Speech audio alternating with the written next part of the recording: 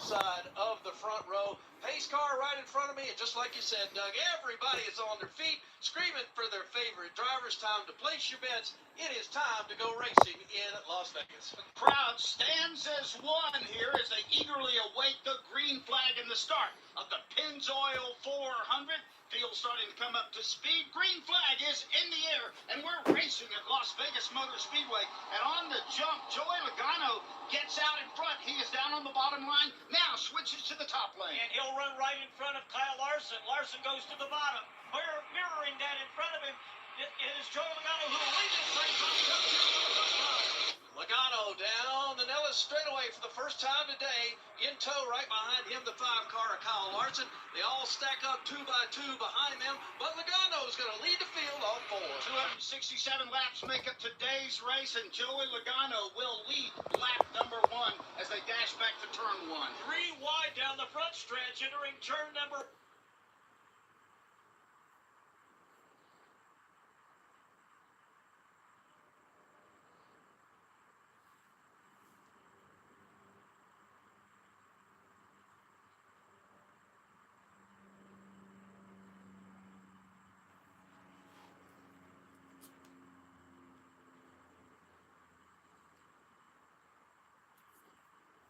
Taking first away from Logano was Larson. Taking third away from Cindric was William Byron. He now goes after Joey Logano. Top 10 cars, top 12 cars now all running in a line down the backstretch here. On the move right behind that group is Ty Gibbs trying to catch back up to the front group. A battle for the lead, or excuse me, a battle for second shaking up. Here comes William Byron on Logano.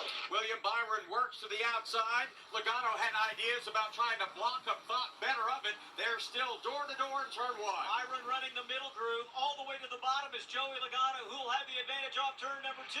Give that second spot to William Byron. Now you got a pair of Chevrolets up front. Drop the forward back to third with Logano. Behind him is his teammate Austin Cindric. Good 2-car battle. Battling with Martin Truex Jr. is Chase Briscoe. They stay door to door as they come off turn 4. HMS teammates will lead him down the front stretch. It's Kyle Larson, William Byron, Joey Logano, Cindric. A little bit of a challenge here going on for that 5th spot as Briscoe tries to chase down Truex. Chase Briscoe will climb the banking. Martin Truex Jr. riding right on the bottom lane around the racetrack. And they pop turn 2 and down the back straightaway. Now here comes once again Kyle Larson in control by about 10 car lengths now over his teammate William Byron. Another 5 or 6 back to Joey Logano. Then they're equally spread out about 6 car lengths apiece behind them. A little farther back, Ricky Stenhouse Jr. trying to hold on to the 10th spot. Can't do it. Ty Gibbs powers underneath him. Behind Stenhouse now, you have Chase Elliott to the outside. Chase Elliott working the top of the racetrack. Underneath him is Carson Hocevar. Trubisky against the there, and they'll run side by side off turn 2. Hocevar getting a good opportunity to race one of the best there. Down the backstretch they go. He's going to give that spot away. Move Chase Elliott to the bottom of the racetrack. Further up now, a good 2-car battle going on with Michael McDowell, also working against Christopher Bell. And that gets a little 3 wide here along the front stretch. He's diving down to the bottom of the racetrack. That is going to be Ryan Blaney. And in the middle there is Christopher Bell. Top 10 in front of them, single file. Bell takes better of it. He'll drop back behind the Ryan Blaney machine. Then Blaney now will drop to the bottom, and he'll draw dead even with Michael McDowell. Yeah, they race side by side. McDowell and Ryan Blaney, a couple of yellow cars there racing together. Side by side into the turn 3 area they go. At bottom of the racetrack, Blaney give him the advantage off turn 4. So Blaney moves now up to 13th. Quite a hornet's nest back there. 9 cars all bottled up. Here we now 3 wide. Bell might have to bail again as Kyle Busch looks to his inside. Christopher Bell really finding himself on a couple of occasions already. The median of 3 wide sandwich. Again, he has to roll out to the front on turn 2. And way high is Josh Berry off the corner. Yeah, Josh Berry looked like he might have got just a little piece of the wall. Don't think he actually made any contact, but that was a group of cars really trying to sort out some real estate amongst each other. Once again, Christopher Bell having a problem holding his car on the bottom of the racetrack. Josh Berry's been pretty stout. He's picked up 4 spots here in the early going. Chris Buescher trying to move up toward the front. Chris Buescher had a great qualifying run. It was very Trouble on the front stretch. Christopher Bell's car has gone up in smoke. It came off the pace as he crossed the start-finish line. He got up against the wall, smoke pouring from the back of the Interstate Battery Toyota. Now he brings it down to the entry of turn number 2, the apron of the racetrack, rather, and he is heading for pit road. Let's go to Heather DeBow. And he said on the radio, flat tire, spotter said, yes, it's the right rear, so they're opting to bring it down pit road. They just asked him, did you feel it being funny prior to that happening? And he said, no, I just was really tight balance, but did not feel that tire indication going down. Some problems for Christopher Bell brings out the first yellow of the day here in the Pennzoil 400. Progressive asks, what do a die-hard fan watching the game at home? 4 seconds left. A poorly placed good luck candle. Don't let me down, Candle. Kick is up. A last-second improbable win. It's good. Yes. And flammable sports-themed curtains have in common Oh, jeez. Whoa. they can scorch your big win high and your beloved sports memorabilia. My unwashed 1997 game-worn jersey.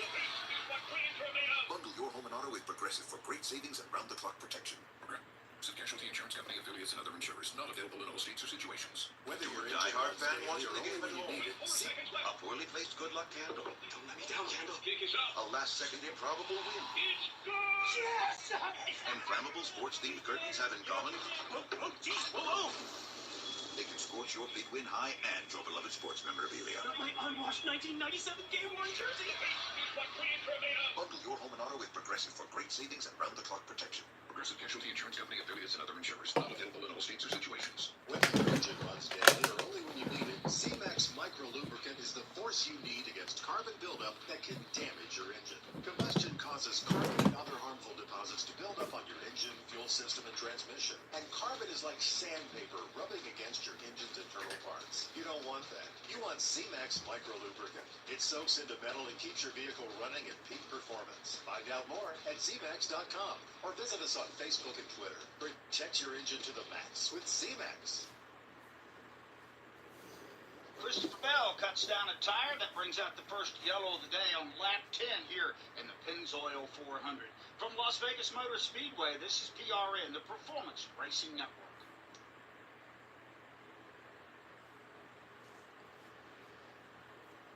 Your family's there, your friends are there, and you celebrate with them in victory lane. Like, that is just the coolest moment. We were scrounging back in 22nd, 24th in points, something like where we're at now. That's a parking lot. I should bulldoze it, but we go there anyway. Go out here and race and try to do the best we can every week. Definitely a little bit bittersweet, but mentally I've been prepared for it. If it's happening in NASCAR, you'll hear it on PRN's Garage Pass. Check us out at GoPRN.com. Hi, this is David Stiles from the Performance Racing Network. Each week, I join JC Picature on JC's Garage. Kyle Busch, he was really competitive with the pros when they switched over to Chevy this year. They've been slow. They don't really have a competitive guy out there every week. And I think he's ready to kind of move on from that point in life, owning a team right now and focus on his personal life and the Cup side. He's still very competitive in the Cup Series. That's JC's Garage, wherever you find your favorite podcasts.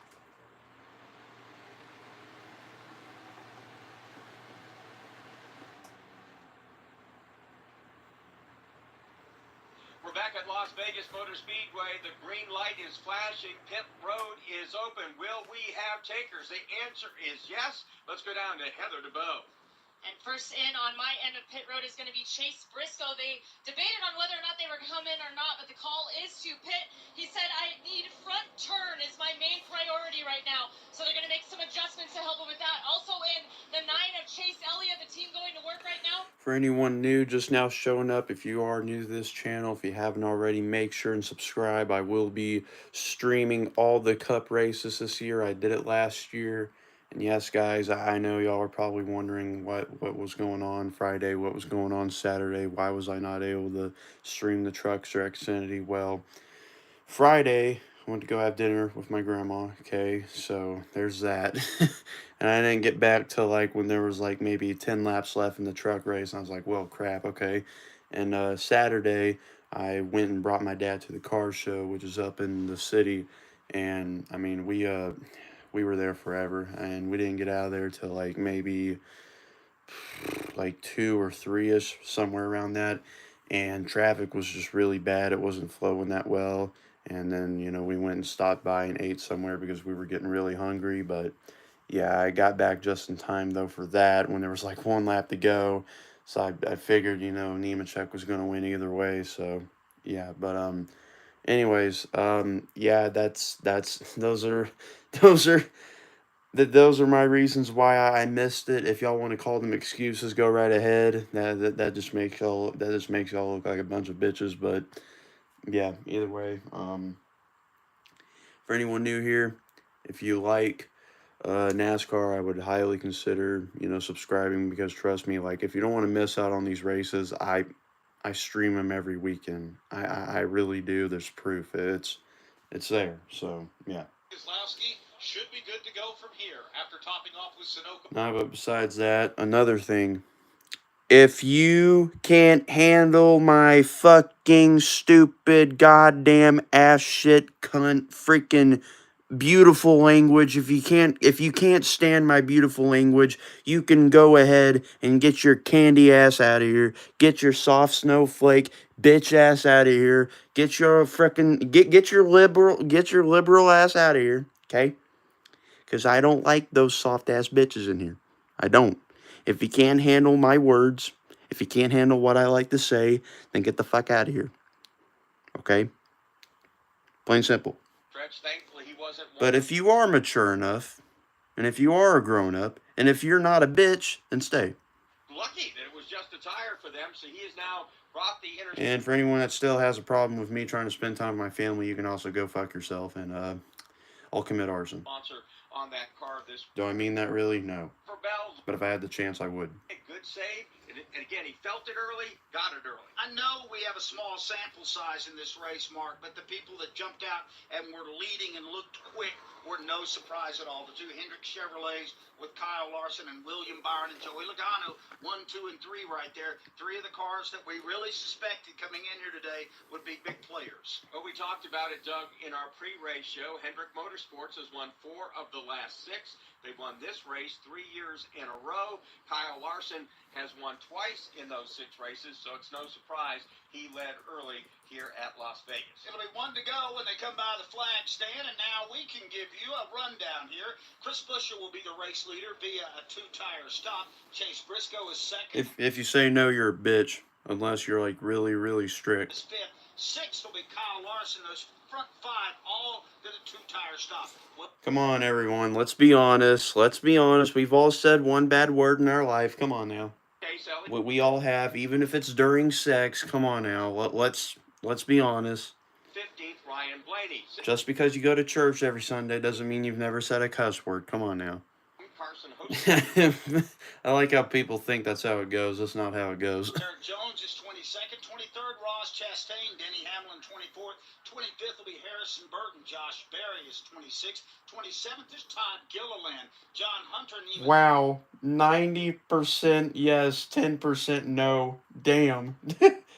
Damn. Rama 32nd, Brad Keselowski now 33rd, Daniel Hemrick. That's a big difference. Haley 35th, Christopher Bell being scored in the 36th position, Zane Smith now being scored 5 laps down in 37th. Well, look, Luke, I'll just say this: I'm legal to fuck. So yeah, I think I'm old enough. For the first time, every time. eBay Motors. Green flag. Eligible items only. Exclusions apply. So, NASCAR pace car driver Jesse Doliveux takes a left-hand turn. From Corey LaJoie, they'll now tangle in turn number 1. And we'll get to figure out what tire strategy was more effective over the long run. 2 tires or 4, the front 5 with 2 tires. Leading this race off turn 2, Chris Buescher along with Big Briscoe. Briscoe now working on the outside of next to the wall, trying to get an advantage over Buescher. They stay door to door. 3 wide pass. Here comes Byron. They'll stay that way off of 4. Pair of Ford side by side. They almost touch. Briscoe is up in the high line. Buescher down low, and now they're getting a lot of heat. Corey LaJoie tries to make it 3 wide, headed to 1. To the bottom of the racetrack goes Corey LaJoie. Corey LaJoie for the pass. Oh. There's my 8 wide racing. Take control of the race, but he's got to go hard into turn 3. three, almost got 3 wide again. Here's Byron on the bottom of the racetrack. He's going to get the lead off turn 4.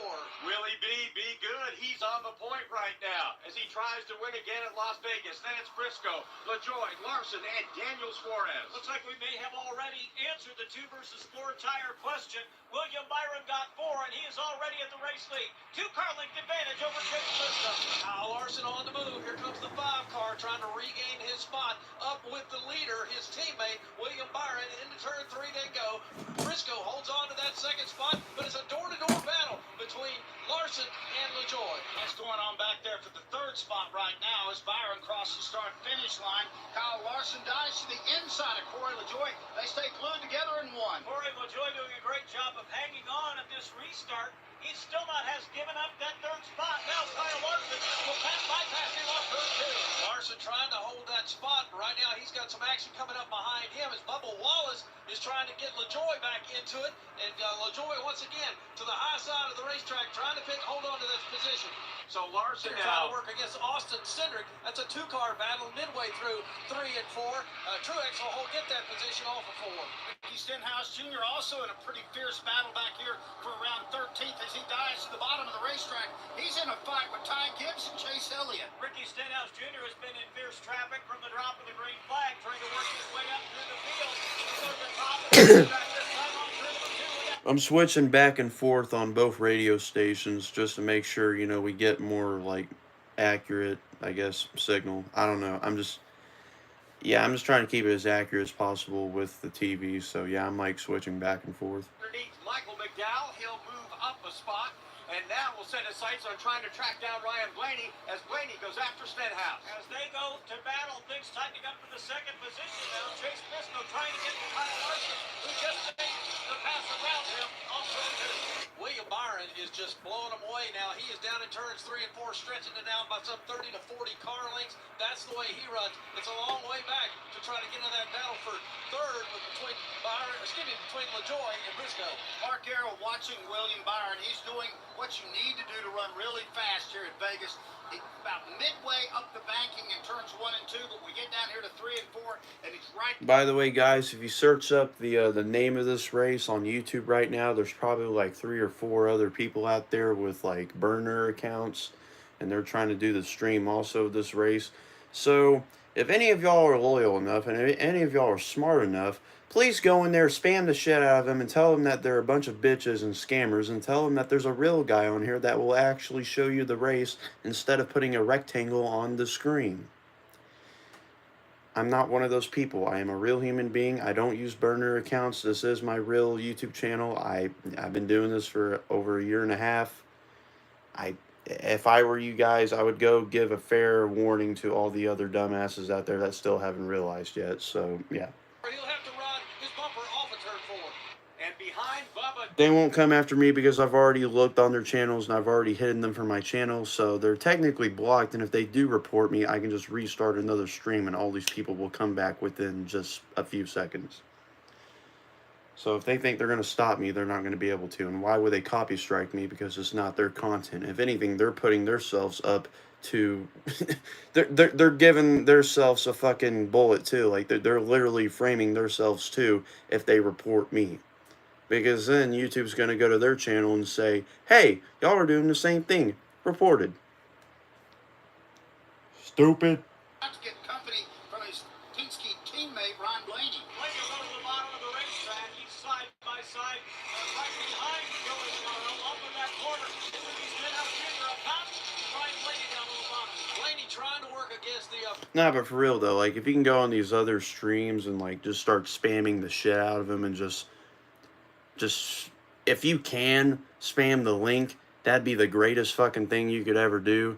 But besides that, just tell them that they're scammers. Tell them that they're fake. Because literally all the links that they're spamming in their chats, it just leads you to a website which then requires you to put your email in and subscribe to this website so that way you can get notified when other sports streams are on. Like, no one gives a shit. Like, come on. Pusher's machine. The right front wheel is literally doubled back on the... Just search up my name and I will be here the whole entire time. Flag of the day. Problems for Chris Buescher as he pancakes the right side. We got a yellow flag as soon as they went to commercial. Wow, Fox, good job. Good job, Fox. Admire that perfectly installed exhaust. Your vehicle's moving along this freeway like it was made from fresh installs and a whole lot of love. With eBay Motors, you get over 122 million parts to keep it running. And with eBay Guaranteed Fit, they'll be the perfect fit every time. Plus, at these prices, well, we're burning rubber, not cash. Keep your ride or die alive at ebaymotors.com. Eligible items only. Exclusions apply. Fueling NASCAR champions on the track for over 20 years to innovating 94 octane, the highest octane on the market. Performance is what Sunoco does. All Sunoco fuel at the pump meets the same top-tier standards as the fuel used in NASCAR. From the track to your tank, you can trust Sunoco to help your vehicle perform at its peak. Well, we have the benefit of the video replay here, and the lug nut came off of the right front on Chris Buescher's car. Let's go down pit road now. Brett McMillan. Yeah, he has come to a stop in his pit stall, and they're just standing around right now. The crew is not doing any work at all. NASCAR officials are on site. He's shut off the engine, and they're going to need some help getting the car jacked up, obviously. But they're looking at the right front fender at this point in time, but no sense of urgency at all from Chris Buescher's crew.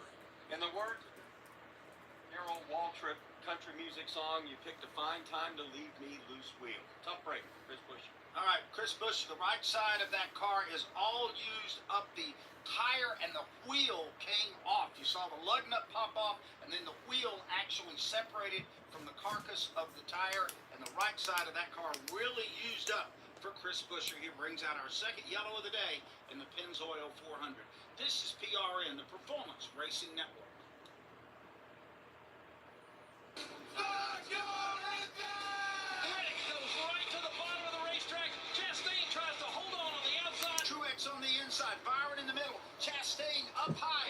Oh, that thing's done. Sliding down into the grass. There was a lot of bumping and grinding, and Blaney noses into the infield retaining wall. Ross Chastain doing a great job. Truex right there, big in his mirror as they race down the backstretch here. Harrison Burton is spinning down the back straightaway. Everybody going to the top side. Here comes Kyle Larson. Larson dives to the bottom of the racetrack. He wants to lead all four. Chris Buescher has trouble. and a spin off of turn 4.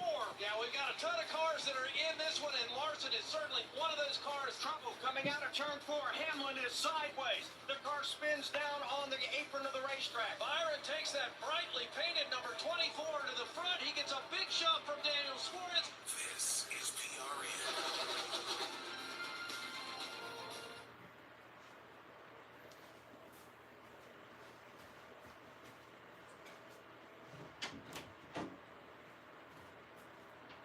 The wrecker is now hooking up the Chris Buescher machine. Buescher 18th in the Daytona 500, 9th at Atlanta.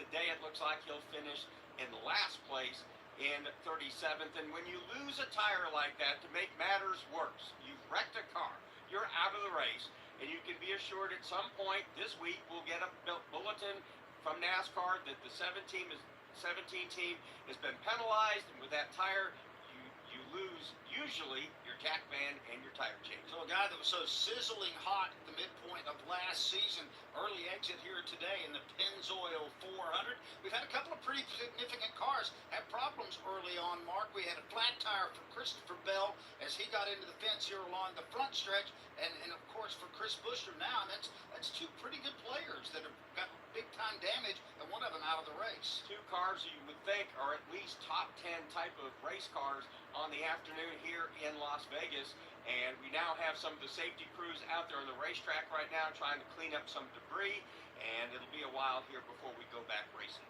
So it'll take a little bit of time here to clean up that mess. I understand there was some fluid put down up there where he got into the fence right on the exit of turn 2 here at Las Vegas Motor Speedway. Reminder, next week, Phoenix, Arizona, and the Phoenix Raceway. The Motor Racing Network will have the coverage. The next time PRN hops on the air will be the weekend of March 16th. We'll have Cup qualifying on the 16th, and on Sunday, March 17th, St. Patrick's Day, it'll be the Food City 500 coming to you at 2:30 Eastern. back on the concrete. They've done away with the dirt, although the drivers got used to it. Most of them got to where they liked it, but we're back on the concrete and looking forward to a great race at Bristol Motor Speedway. Let's go ahead and take you through the field here. William Byron is the race leader. Kyle Larson is second. Third, Chase Briscoe. Corley Joy doing a nice job. Hung on to fourth. Fifth is Bubba Wallace. Daniel Suarez, sixth. Seventh is Martin Truex Jr. Tyler Reddick, eighth. Ninth, Austin Cindric. And 10th goes to Ty Gibbs. Chase Elliott, 11th. Our pole sitter, Joey Logano, 12th. 13th, Ryan Blaney. Ricky Stenhouse Jr., 14th. 15th, Carson Hocevar. Michael McDowell, 16th. 17th, Kyle Busch. Alex Bowman, 18th. Austin Dillon's 19th. 20th, Denny Hamlin. 21st will be Harrison Burton. Ross Chastain, 22nd. 23rd, Josh Berry. Ryan Preece is 24th. He's out there in a backup car, by the way. Justin Haley, 25th. Eric Jones, 26th. 27th. Brad Keselowski. Christopher Bell, 28th. 29th, John Hunter Nemechek. Kaz Grala is 30th. Derek Kraus is 31st, then 32nd, Noah Gregson. Daniel Hemrick, 33rd. 34th, Todd Gilliland. J.J. Yeley, 35th. Chris Buescher is out. Zane Smith will be scored 36th. Buescher's 37th here in just a moment. Pit road is open. Let's go down to Heather DeBell. And up on top of the box making the call for the 14 of Chase Briscoe is Richard Boswell, and he said, if they come, we're going to come. So here they slide into the pit stall right now, and Chase said, I'm just getting looser and looser and can't commit to the throttle. So the call is going to be 4 Goodyear tires, a slight adjustment in Sunoco Field. Brian Gilly. Matt Swiderski keeps Atlanta winner. Daniel Suarez out, but race leader William Byron comes in for a tire change. A little bit slow on that one. He says he's chasing the back of the car through the bumps 1 and 2. Ross Chastain struggling big time in traffic right now. He comes in, as does Bubba Wallace running from that pit spot. So as they come off of pit lane, Martin Truex Jr. with a 2-tire stop will lead them. Kyle Busch up 13 spots with his 2-tire stop. He'll be second, followed by Kyle Larson, William Byron. They went 4. Denny Hamlin went 2 tires. He was 5th off the pit lane. 4 tires for Bubba Wallace. Briscoe LaJoy. Carson Hocevar took on 2. He'll come 9th off of pit road. Tyler Reddick 10th after he had a 4-tire stop and a fill-up of Sunoco fuel. Track repair going on right now, so we'll continue under the yellow here in the Pennzoil 400. We have only got 31 laps in the books, so we've still got 49 laps to go here in stage 1, and overall 236 laps remain in today's race. And 2 players already scratched out. Well, not scratched out entirely. Christopher Bell got some damage when he got along the fence, and then of course Chris Buescher is out of the event here as they put his car on the wrecker and took it back into the garage. And not right now we're effecting some repairs on the racetrack, but Mark, to nobody's surprise, the 2 best looking cars right now, at least in the early going from Hendrick Motorsports, and that's Kyle Larson and William Byron. And they look pretty stout here early on, Doug, and we see that Daniel Suarez has stayed out, so has Michael McDowell, along with, I believe, John Hunter Nemechek as well. So Martin Truex Jr., first off the pit lane, is going to be 4th in our running order, as things now have been jumbled up after that pit stop. So Suarez again stays out. He'll start first, McDowell second, John Hunter Nemechek third. Then you get to the drivers who have made their pit stop. So Truex will be 4th, 5th, Kyle Busch, 6th, Kyle Larson, 7th, William Byron, Denny Hamlin 8th, 9th, Bubba Wallace, and 10th, Corey LaJoy.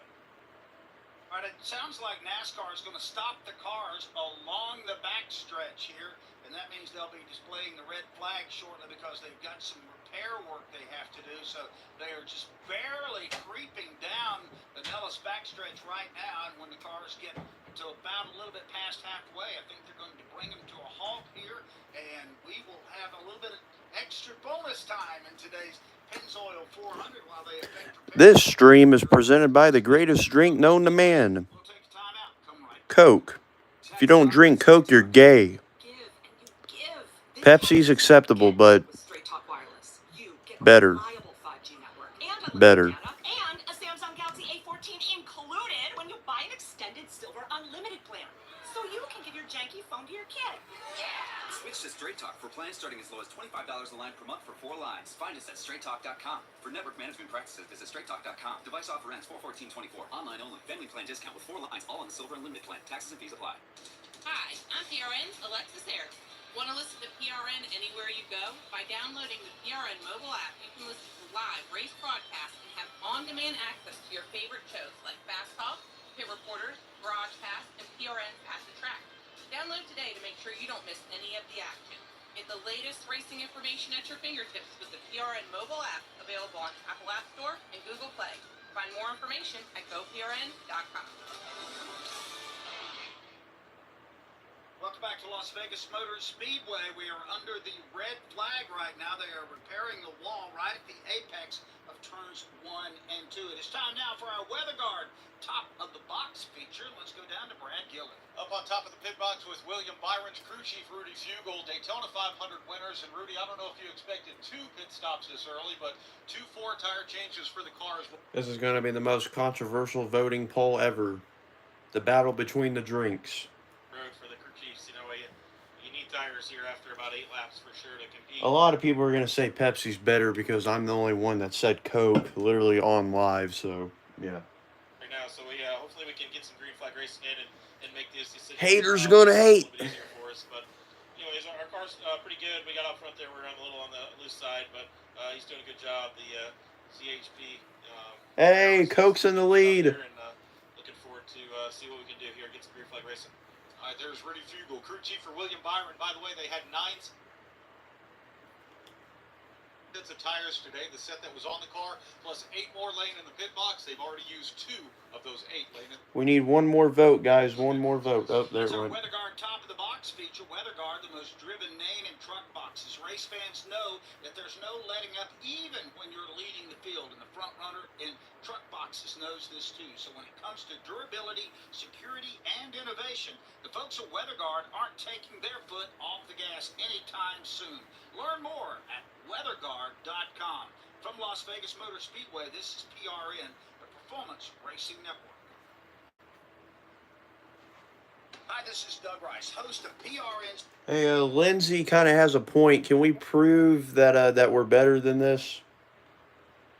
I mean, on here it says 60, but we have like over 190 people. Like, come on, guys, come on, we can do better. Come on, come on. That this team was, moving in a historical direction. Marty Brenneman, the longtime broadcaster for the Cincinnati Reds. Our engineer, Dave Armbruster, who was with me for 46 years, said, I've just gotten a call from the clubhouse.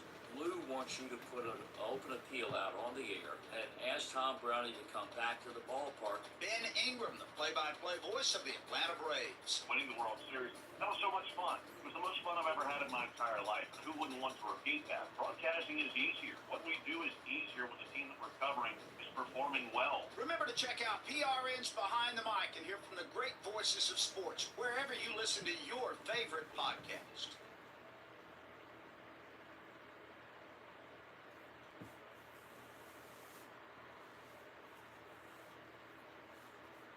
We remain under the red flag here at Las Vegas Motor Speedway as we go to the Care Center. O'Reilly Auto Parts pit reporter, Brett McMillan. And Chris Buescher out of the Care Center. That was a pretty hard lick. Did the entire wheel come off and the tire was still attached to it? Is that what happened? Yeah, trying to break it down, but yeah, lost half the wheel. Anyway, I think tires stayed up under the fender. Not exactly sure just yet, but yeah, looks like nut came off, but something in the suspension actually cut the wheel in half. So yeah, definitely not what we wanted with our fast Ford Mustang out here today. We had a strong day yesterday. Was really proud of that effort. We got a good bunch here, and we're gonna be contenders. We're gonna win some races, but it's not gonna happen today. It was a hard lick, so I assume you're okay. Yeah, all good. Thank you. That's Chris Buescher out of the Care Center. Chris Buescher, early exit here today, not of his own doing. The right front lug nut comes off. The car rockets up into the wall, and you heard him there. He's at the Care Center.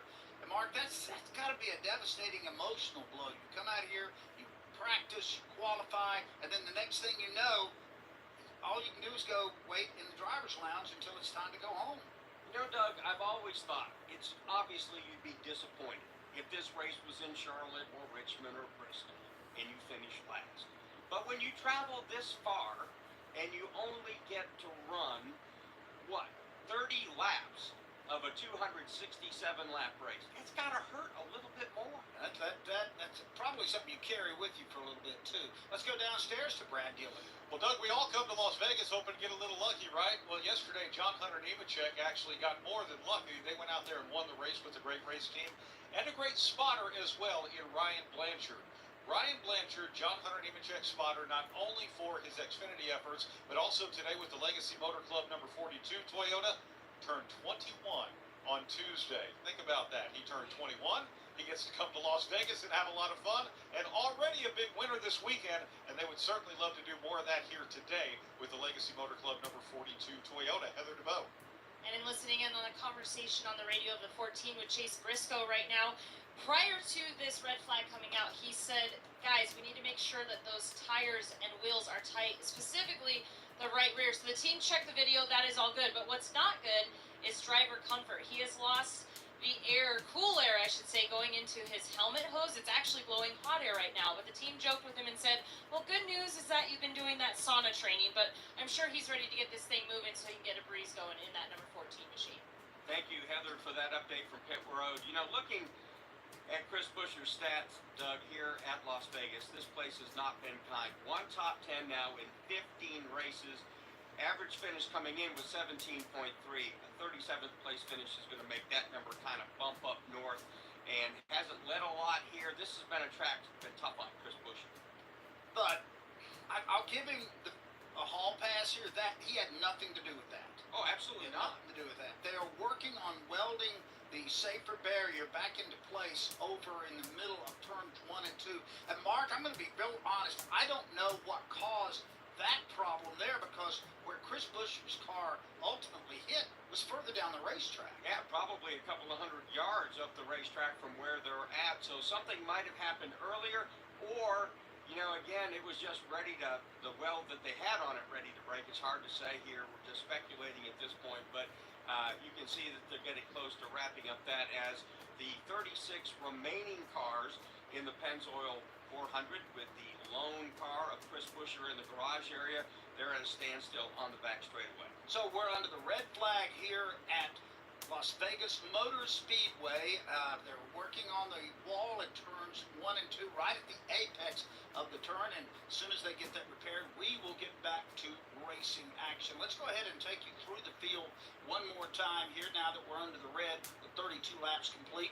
Daniel Suarez being shown as the leader. He's enjoying being up front a lot lately. Michael McDowell will be second. Third is John Hunter Nemechek. Under this last round of pit stops, they elected to stay out. Everybody else behind them came onto pit road. Martin Truex Jr. is fourth. Kyle Busch is fifth. Sixth belongs to Kyle Larson. William Byron seventh. Eighth is Denny Hamlin. Ninth, Bubba Wallace. And 10th is Corey LaJoie. 11th is Chase Briscoe. Carson Hocevar 12th. 13th, Tyler Reddick with Austin Cindric 14th. 15th, it's Joey Logano. Ty Gibbs 16th. 17th, Chase Elliott. Ryan Blaney 18th. Austin Dillon 19th. 20th, Ricky Stenhouse Jr. 21st is Alex Bowman. 22nd is Ross Chastain. 23rd is going to be Harrison Burton, Kaz Grala. 24th, 25th will be Ryan Preece. Christopher Bell, 26th, 27th, Josh Berry. Justin Haley, 28th, Noah Gragson, 29th, and 30th is going to be Derek Kraus. And 31st, J.J. Yeley, Eric Jones in 32nd, Daniel Hemrick 33rd, 34th, Brad Keselowski, 35th, Todd Gilliland, the last car on the lead lap. 36th, Zane Smith, minus 4 laps. Chris Buescher officially out. He'll finish last today in 37th. And that leaderboard is brought to you by Hunt Brothers Pizza, where we love racing and we love pizza. Find your next pizza at huntbrotherspizza.com or download the Hunt Brothers Pizza app. Now, we are finishing, and when they come by the next time, we'll have 47 to go here in stage 1. Still very early on in this race, but we've already had 7 leaders, 7 lead changes.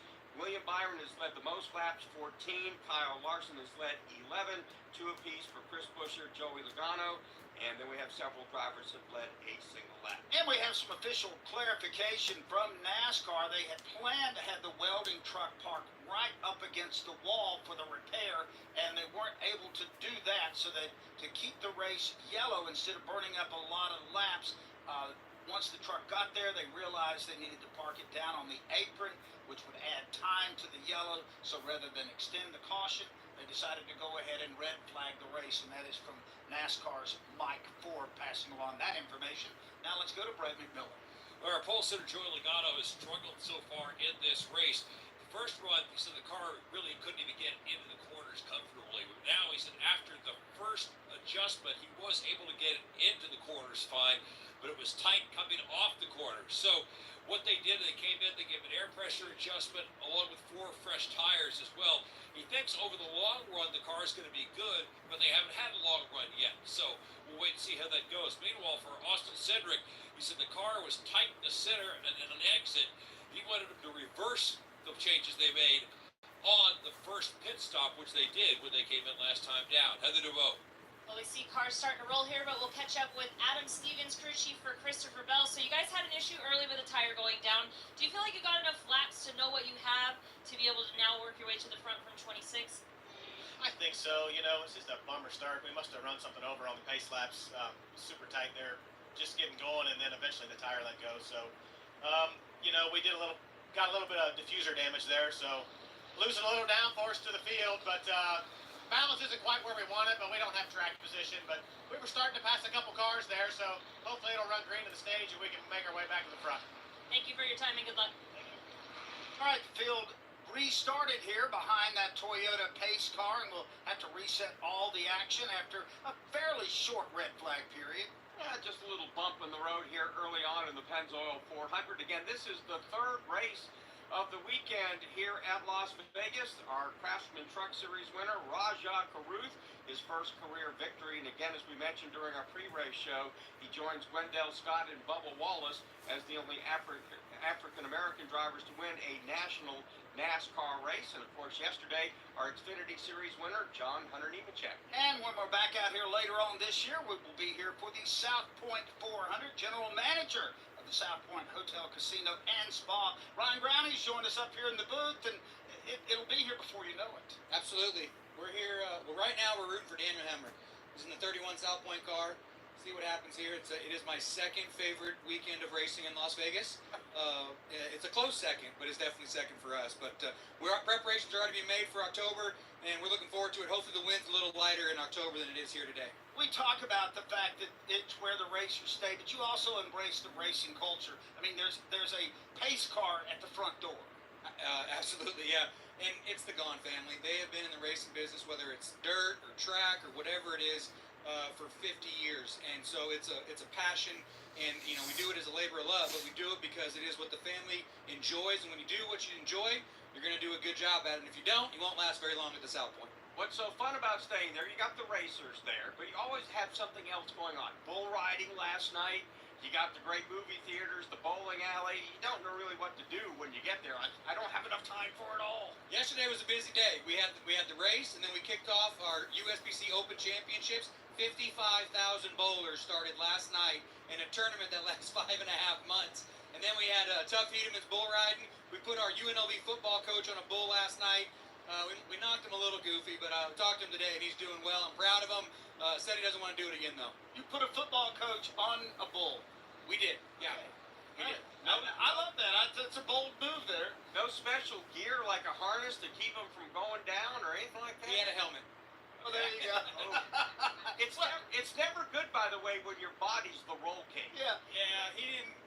He lasted. I'm not going to give you the time, but he had fun, and it was a great fundraiser for UNLV, and I'm proud of him for doing it. But I don't think we'll see him start a new career. We love staying at your place. Thanks for being our host for all these years. Can't wait to get back out here later on this year for your name race and your retirement race.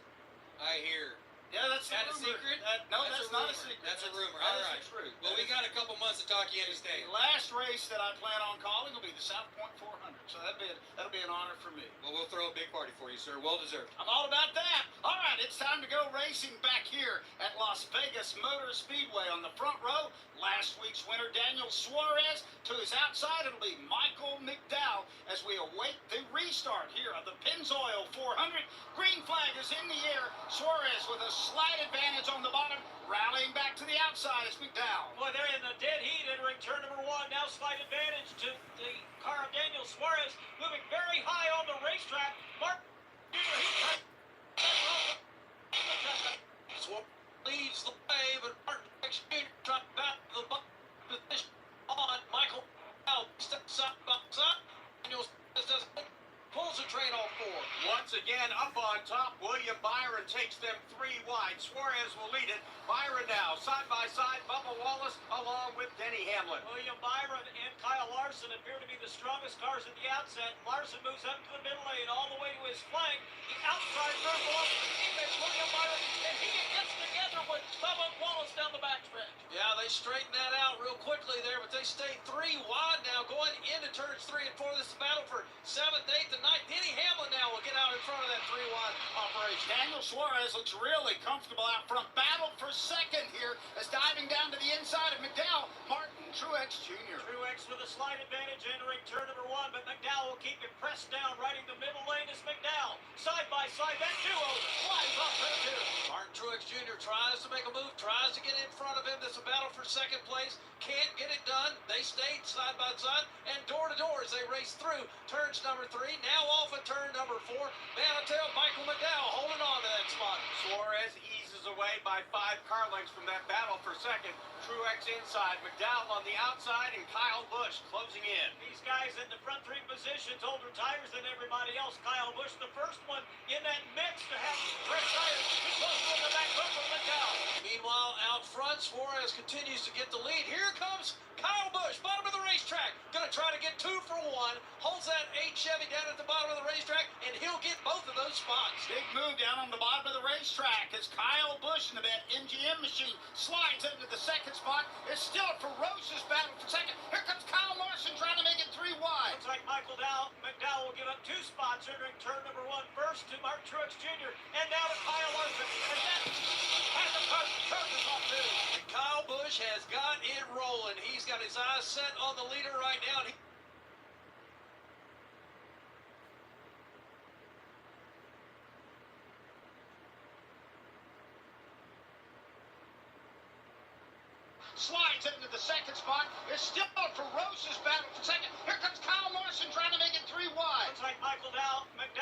2 spots entering turn number 1. First to Mark Truex Jr. and now to Kyle Larson. And then has the turns off 2. And Kyle Busch has got it rolling. He's got his eyes set on the leader right now.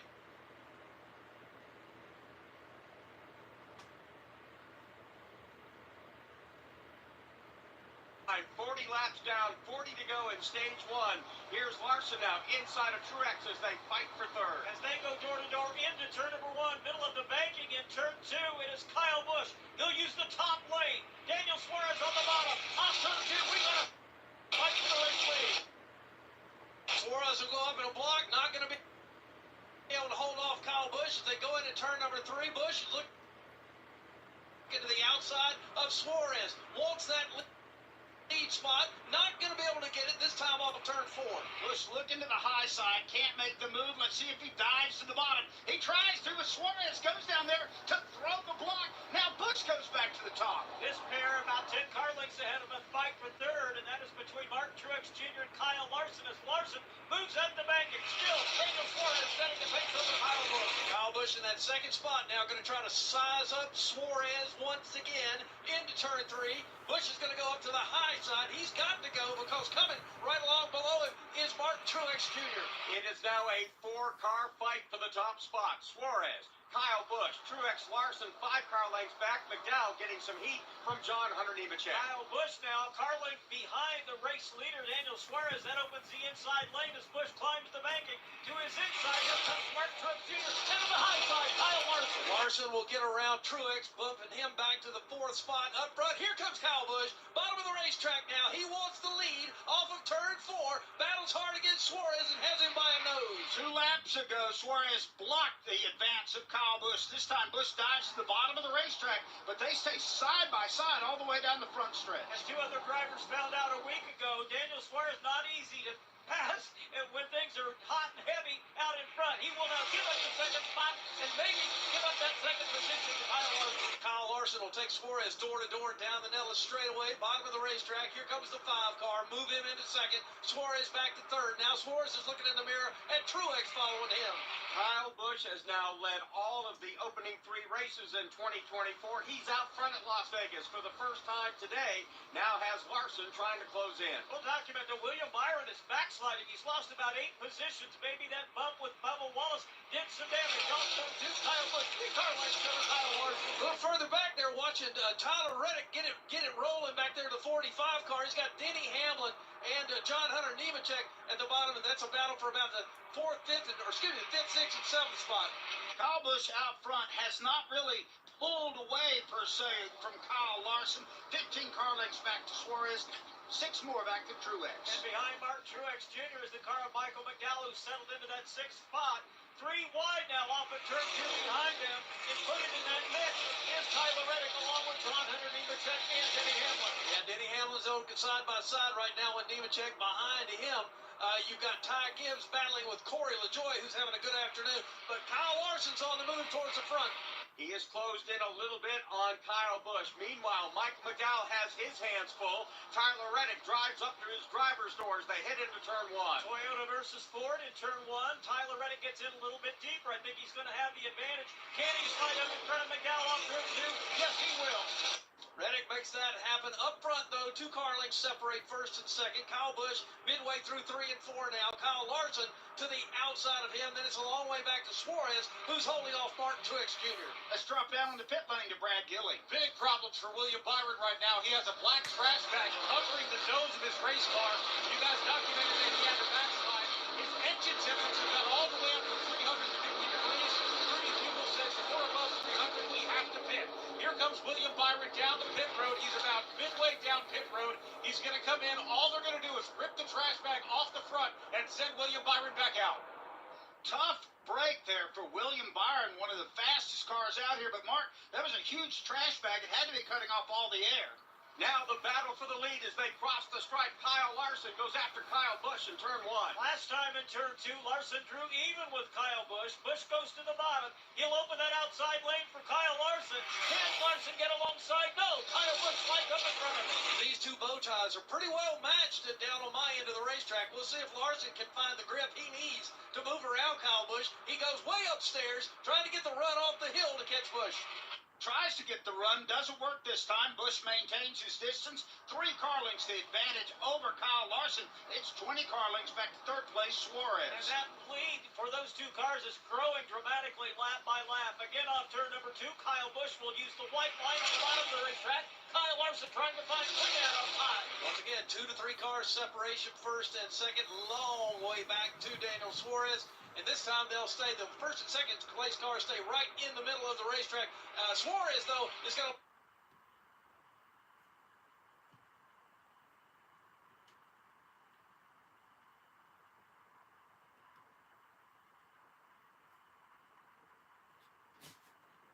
Six cars fighting for the 7th position, half straightaway back of the race leader, but now way back up to 11th place, and he's trying to grab a couple of more spots here along the front stretch as he dives to the inside of Austin Cindric and right behind John Hunter Nemechek. 6 cars in a hornet's nest into turn number 1. Nemechek goes up top. Everybody else rides the bottom lane off the corner. High is pulling Corey LaJoie. Nemechek, big winner yesterday. Right now, trying to close it down on Corey LaJoie. That's the way they'll race into turn number 3.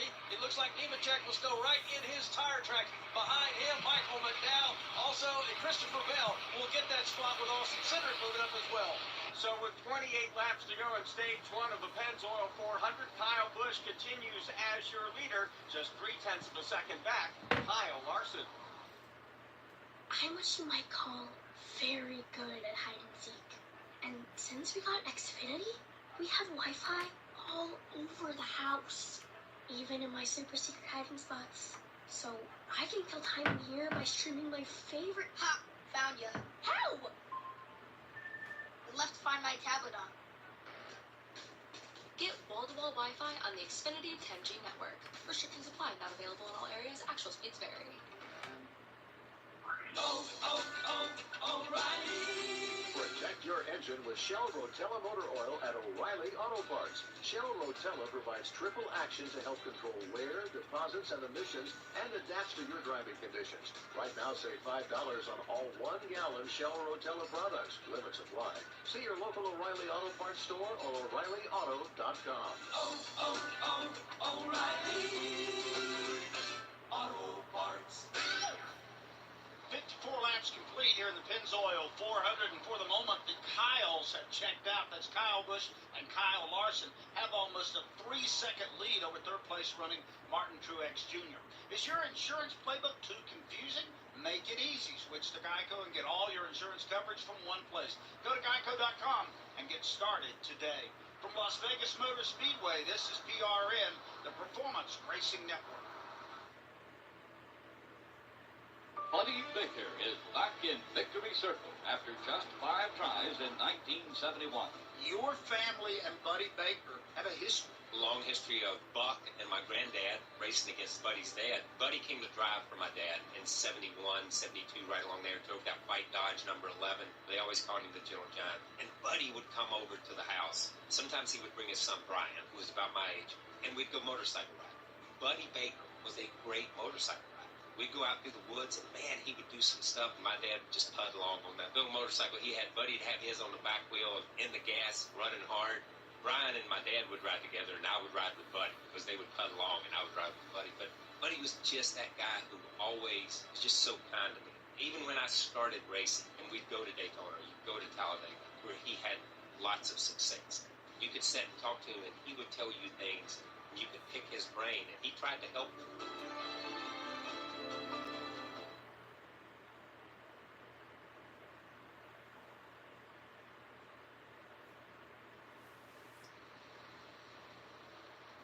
Kyle Busch, Kyle Larson continue to pull away from the pack here at Las Vegas Motor Speedway. Busch is the leader right now. Larson back there playing an interesting game with him, Mark. It's almost like he's kind of toying with Kyle Busch. Is Kyle Larson? He pressures, then backs off. He pressures again. They're in turn 1 and 2. And they keep swapping lanes in turns 1 and 2. This time Kyle Busch, who has been on the bottom, uses the middle lane.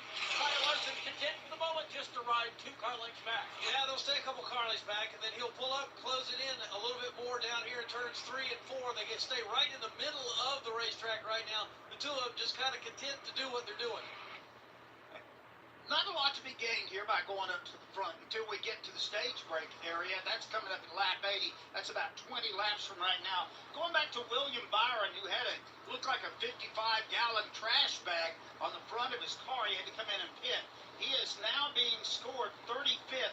But the good news for Byron, Mark, he is the only car a lap down. If he can hang out there, get to the stage break or the next caution, he'll get back on the lead lap. And he's got a fast enough car. He does at that, and we are watching, though, Doug. Back there is J.J. Yeley running in 34th spot, and the one thing William Byron doesn't need is for the leaders to catch him, and it looks like they might. We have got 20 laps to go here in stage number 1. Battle for the lead again, rages down the back straightaway. Larson goes to the outside. Well, Busch let that open area next to the wall, and sure enough, Kyle Larson said, I'll try it if you're going to open that door, but Kyle Busch says, well, maybe not so fast. They'll stay door to door on 4. A couple of NASCAR champions battling for to the line. It's Larson by the nose of a car, then they stay that way down to 1. Kyle Busch is not going to go quietly. He'll drive to the inside of Kyle Larson off turn number 2. To win stage number 1, trying to track down Kyle Larson, who's now led this race for a 3rd time. Still, these two guys with a huge lead. They're in the league of their own at this juncture of the race, very early in the race. It is Kyle Larson who from the middle group, extending his advantage over Kyle Busch. He holds that lead as they work their way down the Nellis straightaway. Behind them, once again, Martin Truex Jr. is out in front, in that 3rd spot now as they work their way into turns 3 and 4. They come off of turn number 4. It looks like that Tyler Reddick has now got the 3rd spot. Larson back across start-finish line. Tyler Reddick, the Pat just referenced, is in 3rd. He's 2.5 seconds back. So, Mark, the last few laps, Tyler Reddick's actually picked up a little bit of ground on the lead cars. He's been pretty racy, Doug. 2nd fastest time that last time by. He's certainly been running top 5 speeds throughout this end of stage number 1. When Larson and Kyle Busch get back to the line, there's going to be 16 laps to go in this stage. Bad news for William Byron. Looks like J.J. Yeley's about to go a lap down. Leaders in 1. Yeah, J.J. Yeley will definitely lose the lead lap status. He moves way up to the top of the racetrack, gives race leader Kyle Larson plenty of racing room. Kyle Busch will probably get by him as they enter turn 3. That's the way they'll race down the backstretch once again in that 3rd spot. That's where you'll find Tyler Reddick. Behind him, Martin Truex Jr. Denny Hamlin in this group with his teammate Ty Gibbs behind him. That's the way they exit turn number 4. We'll check out the differential right now between the leader and the 3rd place car. There goes Larson, followed by Kyle Busch. 3rd place, Tyler Reddick, cutting down to 2.2 seconds. He is definitely making a move here in the Pennzoil 400. Bundling and saving with Geico is an easy choice, so you're free to ponder life's big questions, like what's the best animal in the world if not humans? I'd strongly consider ducks to be somewhere up there on the list. Think about it. Ducks can swim, ducks can fly, and ducks can walk on land. They have access to all terrains. They are the ultimate animal.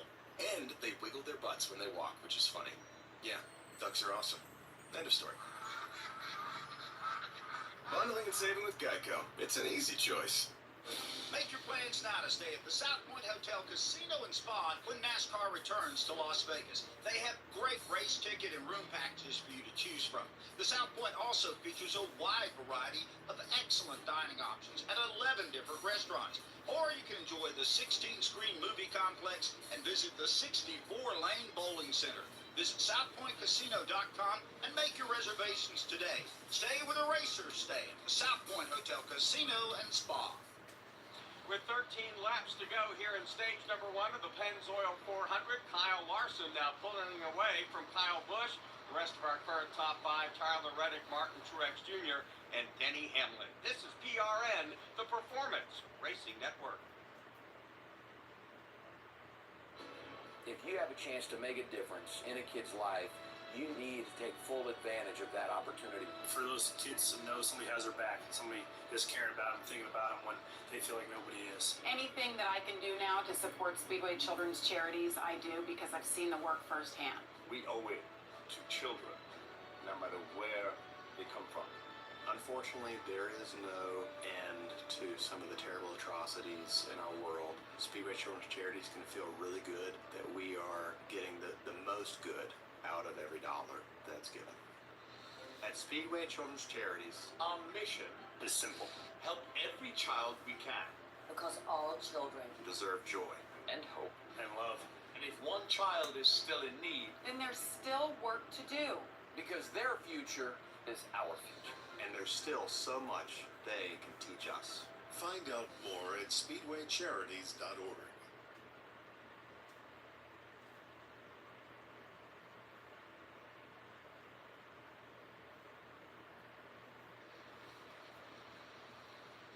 Laps to go here in stage 1 of the Pennzoil 400 at Las Vegas Motor Speedway.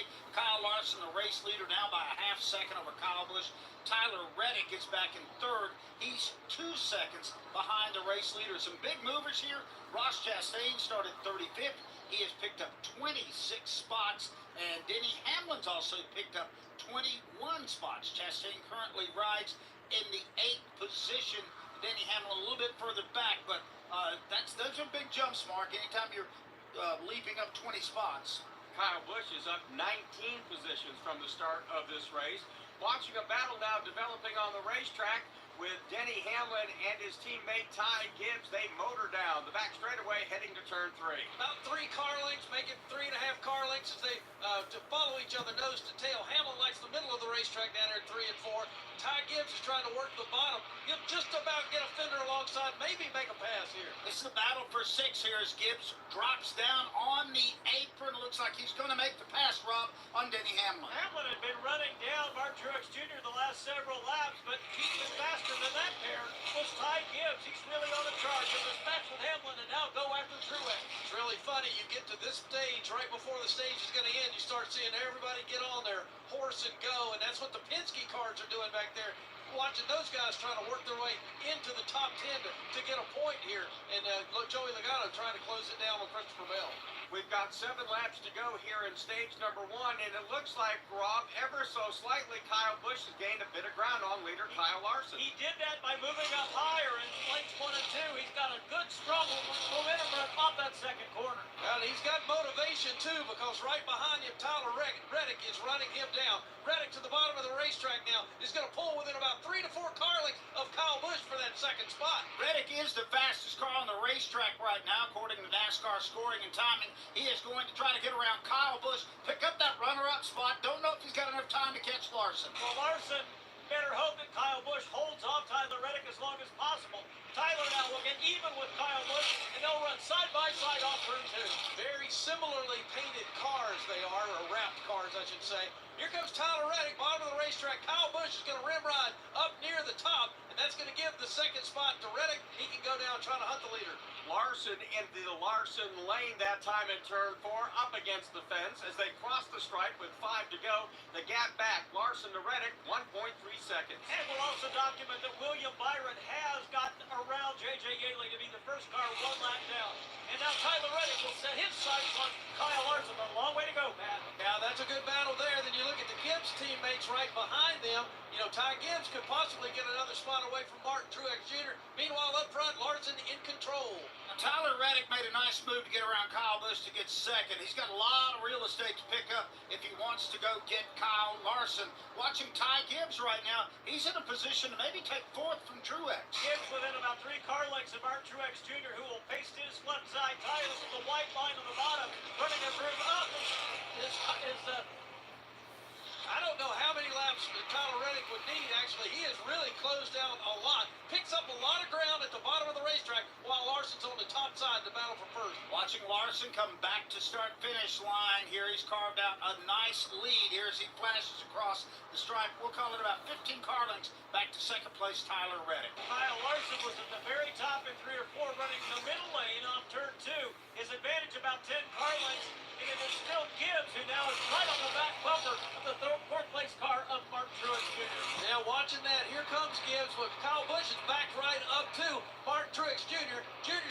Martin Truex Jr. is going to take that position off of turn number 4. Meanwhile, here comes Gibbs trying to get in the middle of that and making a 3-wide battle. Across the stripe, 2 laps to go in stage 1. The battle's for 3rd.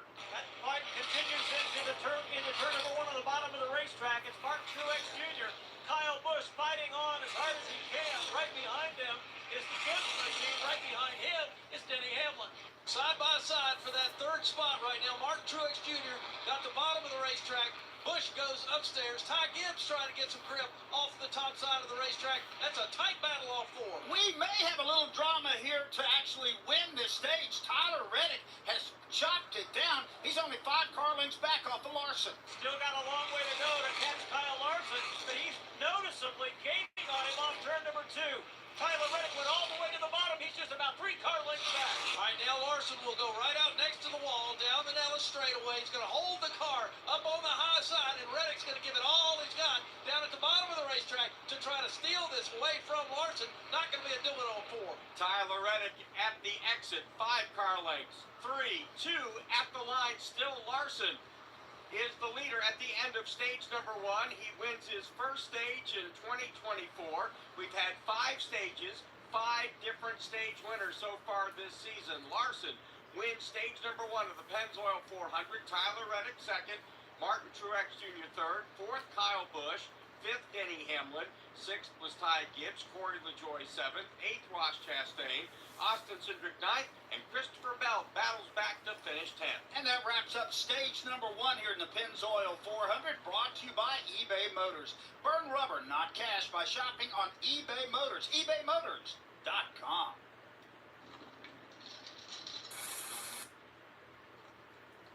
This is NASCAR racer Michael Waltrip with Echo Park, the official used car of Speedway Motorsports. I'm inviting you to Echo Park's Coffee Cup Series. This NASCAR season, me and Echo Park will be arriving to the tracks early to meet fans over a cup of coffee and check out some of their cars. Plus, you can win a VIP ticket upgrade and ride in a pace car. Ooh, talk about a whole new meaning to pre-race jitters. Echo Park, every car, happy owner. Hear that? The sound of your antique fountain pen gliding across pen and paper as you journal in the park.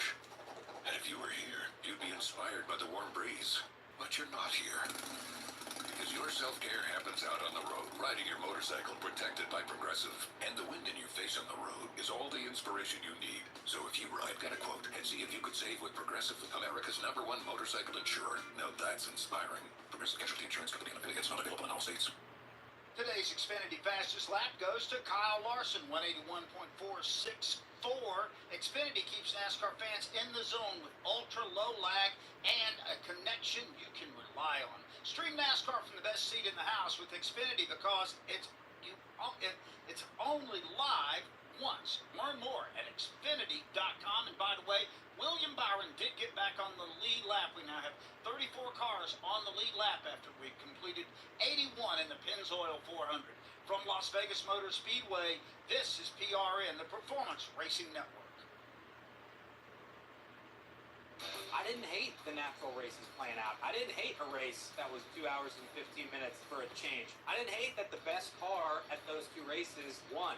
We're not going to see a barn burner every single time we race. Unfortunately, every race is just unpredictable. Some are going to have more cautions than others, whether you have restarts or not. I do, though, like the reset and having a pause point at the end of each stage. The O'Reilly Auto Parts Pit Reporters on the Performance Racing Network. There's no limit to the fun and excitement to be had at Texas Motor Speedway for a triple-header weekend in 2024.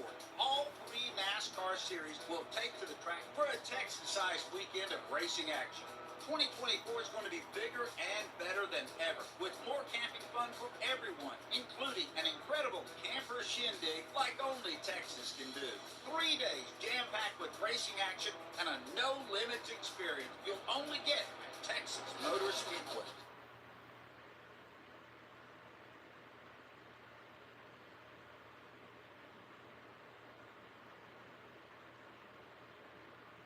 NASCAR is elected to keep pit road closed at least one more lap. That means we will pause 10 seconds for station identification. This is PRN, the Performance Racing Network.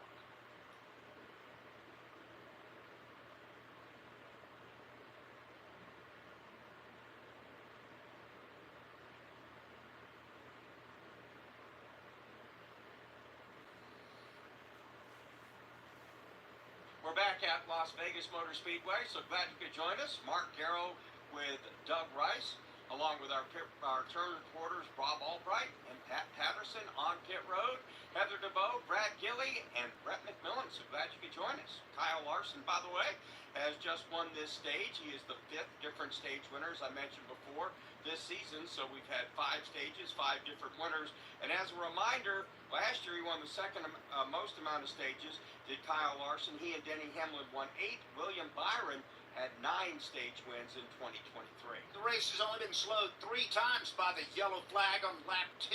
Christopher Bell had a tire go down. He has since rallied and fought his way back up into the top 10. He rides 10th right now on lap 27. Chris Buescher lost a right front tire. The lug nut came off. The tire came loose. The wheel came off. He got up into the fence over in turns 1 and 2. Did some damage there, so we had a short red flag period. And our 3rd yellow of the day right now for the conclusion of stage number 1. So 3 yellows for a total of 15 laps. And we'll wait and see if NASCAR wants to open up pit lane this time by. The green light is on, so we expect it to get really busy. Doug, a pretty entertaining stage 1, 8 leaders, 9 lead changes in stage 1 of the Pennzoil 400. So they're going to be heading down the pit lane here in just a moment. They're getting some safety vehicles out of the way. And we'll head down to our O'Reilly Auto Parts pit reporters, brought to you by O'Reilly Auto Parts, your professional parts people. Let's go to Heather DeBoe.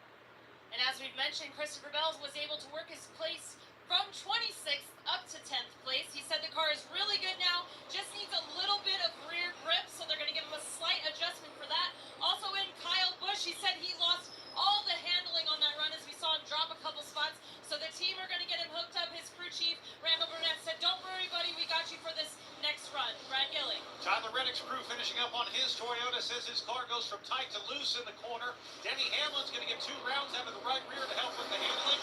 Ross Chastain went from the back to 8th. Tires says loose but good rotation. Rick McMillan. Kyle Larson finished that run unscuffed, so he put thicker tires on this time, and a little air pressure just because he's a little bit free. 11.1 second stop. Ty Gibbs also said that his car was a little free, so he got an air pressure adjustment too. 4 tires. First off the pit lane, Denny Hamlin. Martin Truex Jr. second. Then Kyle Larson third. Corey LaJoie's team with a good pit stop. He was fourth. Kyle Busch fifth off the pit lane. The next 5, Ty Gibbs, Christopher Bell, Alex Bowman, Joey Logano, and Austin Cindric. The field here at Las Vegas Motor Speedway, being towed around by the 2025 Toyota Camry XSE as we are under just our 3rd yellow of the day. Chris Buescher is the only retiree to this point, so he is out. Everyone else still in the race. Zane Smith -4 laps. J.J. Yaley is -1. Mark, why don't we take the folks through the full field rundown here? All right, so at this point, we've got Kyle Larson being listed as the leader. They'll have to file their way by here, and they'll have to reshuffle as we see some other cars coming down the pit lane. Doug, you mentioned that 2025 Toyota Camry XSE. That's the 9th generation Camry that they've designed, and it's coming to showrooms soon. It's got a hybrid version of it as well. I can't wait to see it in the showrooms. I'd like to get a look at that. By the way, we got a text message a moment ago from the folks up at New Hampshire Motor Speedway saying that they've got a huge race weekend coming down in your part of the country up there in New England in June, Mark. Wicked fast, wicked fun, they say at New Hampshire Motor Speedway.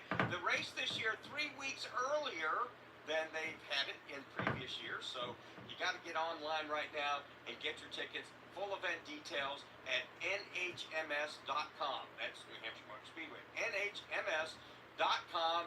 Get your tickets. Got a lot of camping, a lot of fun going on at New Hampshire. We'd love to see you in Loudon, one of my 2 home states, they like to say. Let's go to Brett. No, they don't like to say it, but anyway, let's go to Brett. All right, 54 and the 5 are both looking at videotape as best they can right now. They had some contact as Kyle Larson was leaving pit road. Cliff Daniels is taking a real close look, trying to get a good angle. He says he doesn't see any damage, doesn't see any serious damage. He says there's nothing hanging off the body panel at all at this point in time. The 54 is taking a look. That's Ty Gibbs. They've taken a look at their car. They don't see any serious damage either, but it was an absolute jumble. There were about 4 wide coming off of pit road, right where I'm standing here towards the exit of pit road, and it was a mess. But some contact between the 5 and the 54. Both of them feel pretty comfortable at this point that the damage isn't serious. It's a pretty wide pit road, Doug, but it can get tight here at Las Vegas. It's got a little bit of a bend to it. That adds to a little bit of the fun as well. Now, after re-looking at the way they came off of pit lane, Martin Truex Jr. is going to be the leader here at Las Vegas. Denny Hamlin second, Kyle Larson third, Corey LaJoie fourth, fifth, Kaz Grala, sixth, Ty Gibbs, Christopher Bell 7th, 8th Alex Bowman, Joey Logano 9th, and 10th is Austin Cindric. 11th will be Ryan Blaney. Chase Elliott is 12th. Ross Chastain 13th. Carson Hocevar is 14th. 15th Noah Gregson. Tyler Reddick 16th. Bubba Wallace in 17th. Chase Briscoe 18th. Brad Keselowski 19th. Harrison Burton rides 20th. Austin Dillon 21st, 22nd Daniel Suarez, Derek Kraus 23rd as he makes his Cup debut, 24th Daniel Hemrick, Eric Jones is 25th, 26th Ryan Preece, John Hunter Nemechek 27th, Todd Gilliland is 28th, 29th Ricky Stenhouse Jr., 30th Josh Berry. Michael McDowell's back in 31st, Justin Haley is 32nd, 33rd is Kaz Grala, 34th. Last car on the lead lap, William Byron, 1 lap down, J.J. Yaley. Zane Smith is -4, and Chris Buescher is out of the event. That full field rundown presented by RacedayNFT.com. Are you a true racing fan? Do you like adding those little die-cast cars and race weekend hats to your collection? Then race on over to RacedayNFT.com and sign up for free to get the best in collectibles delivered right to your door. Check out Raceday NFT. So again, we're about to start the second stage of the Pennzoil 400. So glad you could join us on this PRN broadcast as we bring you race number 3 for the NASCAR Cup Series in 2024. And again, what a great opening to the season with the great Daytona 500 and then that fantastic photo finish a week ago at Atlanta. And Mark, you just feel like we're building, and the way these races run almost organically. By the time you get to that third stage, that's when things start to bubble to the surface. Oh, absolutely. Things get a little more serious the more we move along here at Las Vegas Motor Speedway. The deeper we get, the more fun we're going to have. As we get the field re-cued here, we'll turn them loose the next time by, as I think that stage mark is going to use up 8 laps under caution. I think they'd want to really try to clean this racetrack off. Saw the Elgin sweepers out there really working a little bit of overtime. You got to remember, we're in the desert. It gets dusty here, and so the sands, like in the movie Dune, they keep blowing over onto this racetrack, and they got to keep working to keep it clean. If you go to, say, any place to eat in Las Vegas like last night, you had sand just kind of blowing across the parking lots because of those winds coming off the desert. Well, the racetrack is no different. You could taste it in the car driving back last night. The wind was kicking up so much dust. Well, this race is about to get spicy, and the spice must flow here as they're back over in front of Pat Patterson. Yeah, we're getting ready to turn them loose again. Fans are actually getting up here, going to get a good view of this as we got teammates up here on the front row. Toyota's leading the way. Denny Hamlin, Mark Truex Jr., pace car hits the pit road, and we are ready to restart. So they're about to ease their way into the Geico restart zone. Stage number 2 of the Pennzoil 400 is under green. Larson trying to push Truex on the inside to the lead in turn number 1. Hamlin told us pre-race he was going to be patient, getting from 28th to the front. Now that's on this stage 2 restart, exactly where he is. He goes to the outside of teammate Mark Truex Jr. Here it is, down the backstretch. That is exactly right. Side by side, that is the way they race. The 11 and the 19. That's Hamlin and Martin Truex Jr. Can anybody get around each other? And yes, it's going to be Denny Hamlin to the outside. Denny Hamlin on the point here at Vegas by 2 car lengths over second place and hard charging Martin Truex Jr. Now Corey LaJoie up to second. LaJoie bypasses Truex. Truex now must fend off Kyle Larson for the 3rd spot. He will do so on turn 2. LaJoie has that 2nd spot now. Behind him is Martin Truex Jr. Here comes Ty Gibbs. He wants to get the 4th spot away from Kyle Larson. Larson fights back on the outside. Now working inside of Corey LaJoie, Martin Truex Jr. comes motoring out of turn number 4, intent about moving back into the 2nd spot. Behind them again, another door-to-door battle, Ty Gibbs and Kyle Larson. Again, guys, for anyone that's just now showing up, if you are new here to the channel, make sure and subscribe. That way you don't miss out on any of these race streams. I will be streaming the Cup races every single weekend. I did it last weekend. I did it for the 500. Guys, there's proof. Larson's going to get the spot. 3 wide battle coming off of 4. Larson and Truex going at it. Damn. Outside, it's a dead heat at the line. Corey LaJoie's not giving up on this fight either. Denny Hamlin has extended his advantage as this fight goes on for second to about 8 car lengths in the middle of the banking in 1 and 2.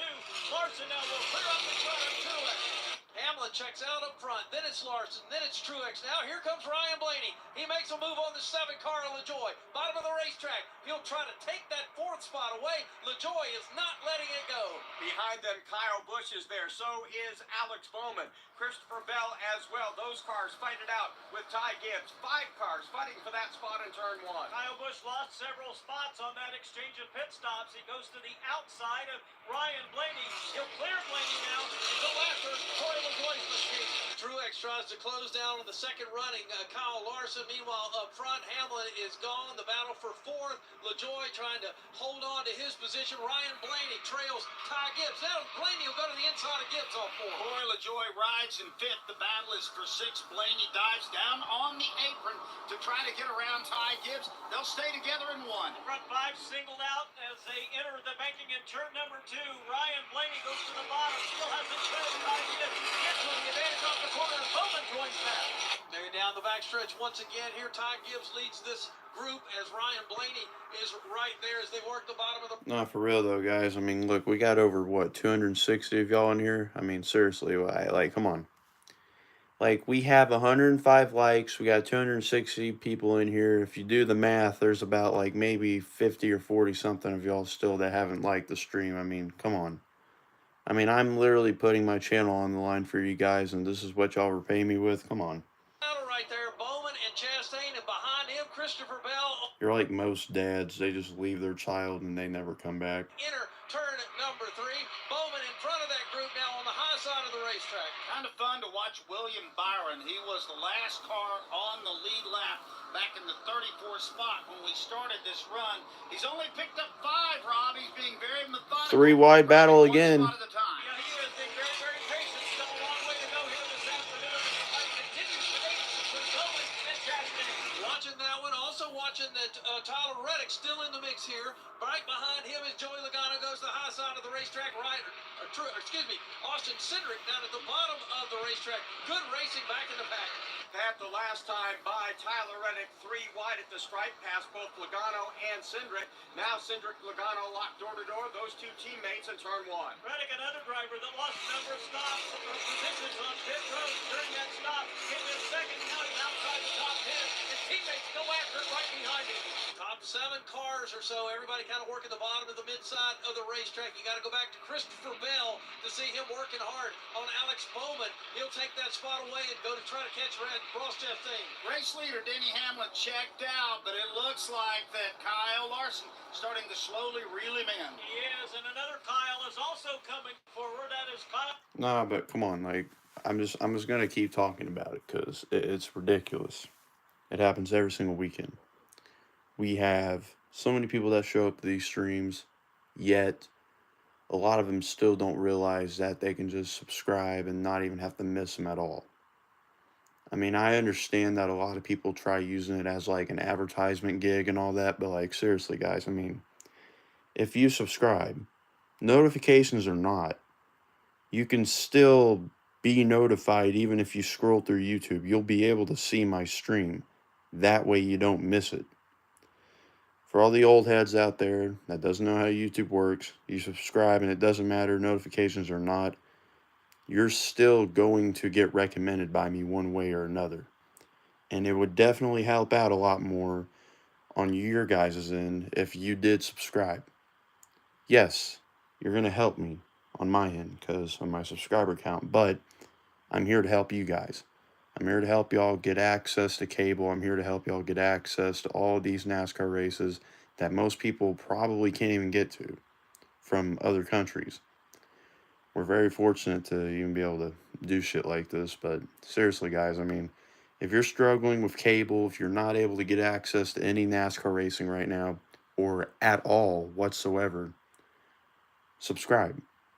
It's free. No money involved. I mean, seriously, do I need to explain anymore? It's YouTube. You don't have to do a damn thing. It takes like 2 seconds to make an account, and bam. All you gotta do is subscribe. I mean, seriously, it's self-explanatory. If you guys subscribe, you won't have to miss any more races. At least for now. I don't know how long I'm going to continue to do this for, but I'm going to keep doing it until the day I die, hopefully. Because I like doing this. It's my favorite stuff. It's my favorite motorsport. So, yeah. And someone said talk shit on Hamlin, so I'll say this. Denny Hamlin is a knockoff version of Mark Martin. And yes, we know Mark Martin, he's never won the 500, but listen, he's been a hell of a lot closer to winning a championship than Hamlin ever has. Hamlin's been given multiple chances, and he's fucked up every single time. Mark Martin's been a lot closer. A lot closer. Mobile app, you can listen to all of our live race broadcast anywhere. Nah, but seriously, guys, I mean, subscribe. I mean, we still got over 200 people in here. I mean, guys, we're at 5.50. I can't even say it. 5.54K right now. My goal is to hit 6K. I literally gained like an extra 2,000-3,000 subscribers within the last year, and I'm still thankful for that. Thank you guys that's been able to stick around since then. But I mean, I've been doing this for like a year and a half now. Just the streaming part of it. I mean, me doing YouTube, oh hell, that's been going on since like late 2020. I've been doing it for quite a while now, so yeah. Racing Country Classic. Hey, we're back. Come on to Nashville. It's Kathy and Vince Gill. Who do you find it hardest to keep up with, musicianship-wise? What was I gonna say? Oh yeah, another thing. If there's like a time where I actually like I'm not able to like make it home or whatever for like a stream or whatever, There is one other guy out there that's pretty good with these streams. His name is Old McDonald. So if you also want to go subscribe to him, he's pretty damn cool. He also does the streams too. A lot of people think I have something against him. I don't. Seriously, I mean, people get that all mixed up. It's weird. I don't know. It's weird. Next time you're I mean, some of his fans, yeah, I'm kind of against them because they judge me as like a kid that doesn't know a damn thing, even though I just, you can't tell them anything. They're old. They think they know everything because they've been able to pay taxes, have multiple jobs, go through multiple marriages, probably all kinds of shit. Why would I need advice from you when I can take advice from my own family? You know, I mean, come on. Larson is out front. Patty made a bold move down there in turn 3. Yeah, he kind of set up Denny Hamlin in turn 3, and he actually made the move, but we're almost right in front of you guys. A little bit of a side draft there on Hamlin. Pulled down to the bottom of the racetrack. Hamlin tried to fight him off. Couldn't do it. Larson out front now, off turn 4 by about 5 car lengths leading the race. Yeah, Battle for the lead. Battle for the lead. Right now, back to second place is going to be Hamlin. Then it's Kyle Busch. Guys, we're still at 5.54. What the hell are we doing? Are we jerking each other off or something? I mean, what's going on? I mean, come on. Like, for real. It's not real easy to pass this racetrack. We heard a couple of drivers. It's not hard. Listen, you have an index finger, right? You got a thumb, you got a middle finger, you got this, you got all your fingers. All it takes is one finger to hit that stupid little button that says subscribe. And once you hit the button, you're confirmed smart. You are now confirmed a smart person. You are no longer retarded. So is Christopher Bell, along with Alex Bowman, and it looks like Tyler Reddick. Tyler Reddick has not made his way to the front after running in second at the end of stage 1 as quickly as we thought he might. And in fact, Pat, Carson Hocevar has been closing on him. Well, you just read my mind. I was going to give a call to Hocevar doing a good job.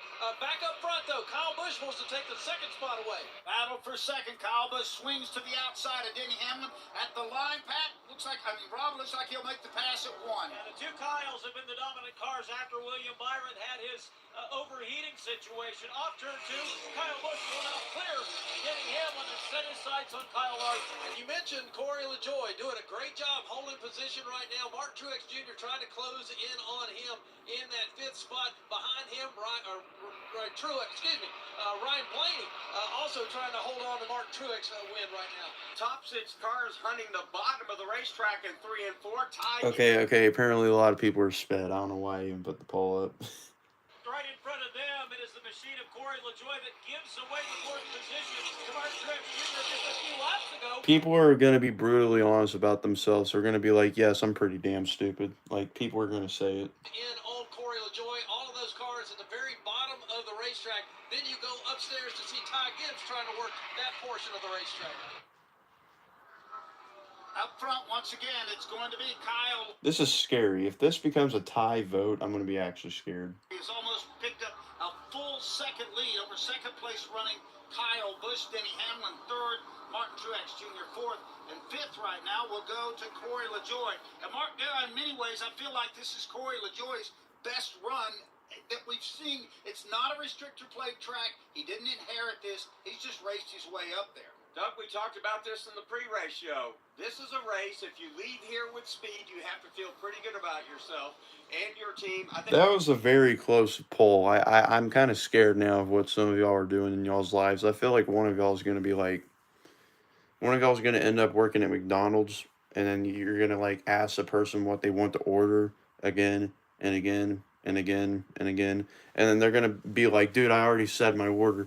And then you're going to be like, no, I can't remember what you ordered. As Alex Bowman leads Bell, Reddick goes way up the racetrack as they Like you're gonna wake up tomorrow and you're gonna have like severe brain damage. You're gonna be like, who won the race? I think Danica Patrick won the race. Chris, you dialed up a good one. You got a nice crowd, beautiful weather day, and pretty entertaining race. Thank you very much, Doug. I appreciate you having me on. I'm glad to be a part of Doug's last lap here. As if I hadn't, I don't think when the King Richard Petty left, he got as much publicity for having the King's last stand as. Oh, I think so. Alabama gave him a concert in the Georgia Dome. I think that outdid. You mean to tell me the Doobie Brothers are not going to have a concert for you? I'm kind of planning on for you to arrange that when we come back out here. At least get a cover band. Yeah. So, no, it's been fun. I've got to do a lot of cool stuff this year, and it's always a highlight to come out here and watch the races, and we enjoy the hospitality at Vegas. And you got to be thrilled. I mean, this a good, healthy crowd, nice, entertaining race. Yeah, we really had a challenge yesterday with the wind that came through Las. Did they finally lose? Did they actually lose finally? Did they actually finally lose? OU softball? Yo, if so, that's actually kind of crazy, like, no joke. Like, I watch the softball games quite a bit, but, you know, we can't really watch them now because they're so, like, special, I guess. They're such a special team. Like, we don't even get them on, like, our regular channels anymore. We have to, like, pay a subscription on, like, the Sooner Sports Network or some shit. Who do they play against? I know they beat the shit out of Liberty yesterday. It was, like, 13 to, like, 4 or 3 or some shit. I don't even know. It was pretty bad. It was pretty bad. It makes me sad not only for the race fans but for our hardworking employees that work with us here at the Speedway. But today's beautiful. Louisiana? Damn. With the great racing we've seen so far. See, this is my kind of day to go racing. It's not hot. You put on a light jacket, get a little breeze to keep you nice and cool. It's obviously dry. The sun is out. This is my kind of day to watch a race. Sir, it's my kind of day too, Mark. And, you know, we had a great flyover. Our friends from Nellis Air Force Base, General Case Cunningham, 2-star general over at Nellis, and he makes sure that we get the best of the best. And boy, did they give us a great flyover today. And he promises we'll have the Thunderbirds here next year in March when we're here. And so, it's just been a good weekend, and I appreciate all you guys are doing to support it. Chris, hang here with us. Got some green flag pit stops coming up down to Brad Gilly. Bubba Wallace was just not happy with the handle of his race car, said things got really tight on exit. He got 4 tires of fuel. He's down and away. Ryan Blaney slides into his pit box, says his car is turning much better in the center. He was running just outside of the top 5. 4 tires in Sunoco for him. Heather DeVoe. Carson Hocevar is going to be pitting for right sides here when he makes it down pit road. Also, others coming in on my end are going to be Michael McDowell and Christopher Bell. Brad Gilly. William Byron just came in. He got 4 tires in Sunoco. Now here comes Denny Hamlin. He slides his Toyota into his pit box. Crew is on the right side of his car. Hamlin says he needs to be tightened up just a little bit. 4 tire change. They'll pack that tight with Sunoco. Brett McMillan. We got Ty Gibbs has come in and stopped in his pit stall. He says the car's handling pretty good right now. Also in Martin Truex Jr. They're right on the left side of that car, finishing up a 4-tire change for him. Spending a little extra time checking the body on Ty Gibbs. Joey Logano also is finishing up a 4-tire change. Heather DeVoe. Kyle Buschen saying he's happy with that race car, so the team going to work on 4 tires at Sunoco Field. Also in was Chase Briscoe. He said he was better, but he needed more in the same direction because it's still a little too loose. Brett McMillan. Kyle Larson is in. He's getting a chassis adjustment on the left side. Right behind him, the Corey LaJoie car is in. Fine for Larson finishing up that change with that adjustment. Now right on the left side of LaJoie's car. They're finishing up that pit stop as well. And we're waiting for Josh Berry to come in. NASCAR just announced post the 2. That's Austin Cindric. Too fast on pit road. Back down to Brad Gilly. Here comes Ross Chastain. He slides his Kubota Chevrolet to the attention of his pit crew. It'll be a 4-tire change with him. He moved up back through the field to the A spot. Tyler Reddick is in just a couple of stalls ahead of him as well. Reddick happy with the handle of his race car. 4 tires in Sunoco for him.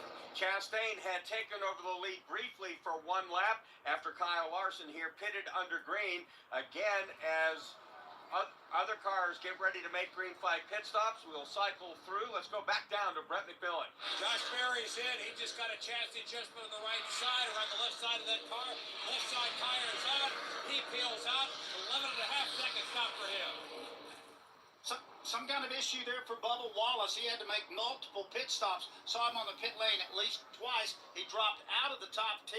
He is now being shown as -3 laps as it looks like we've just about completed this round of green flag pit stops. Ross Chastain has yet to come into pit road as well. Now, Chastain's been in. Kyle Larson's going to reassume the lead. We'll give you a full field rundown after this.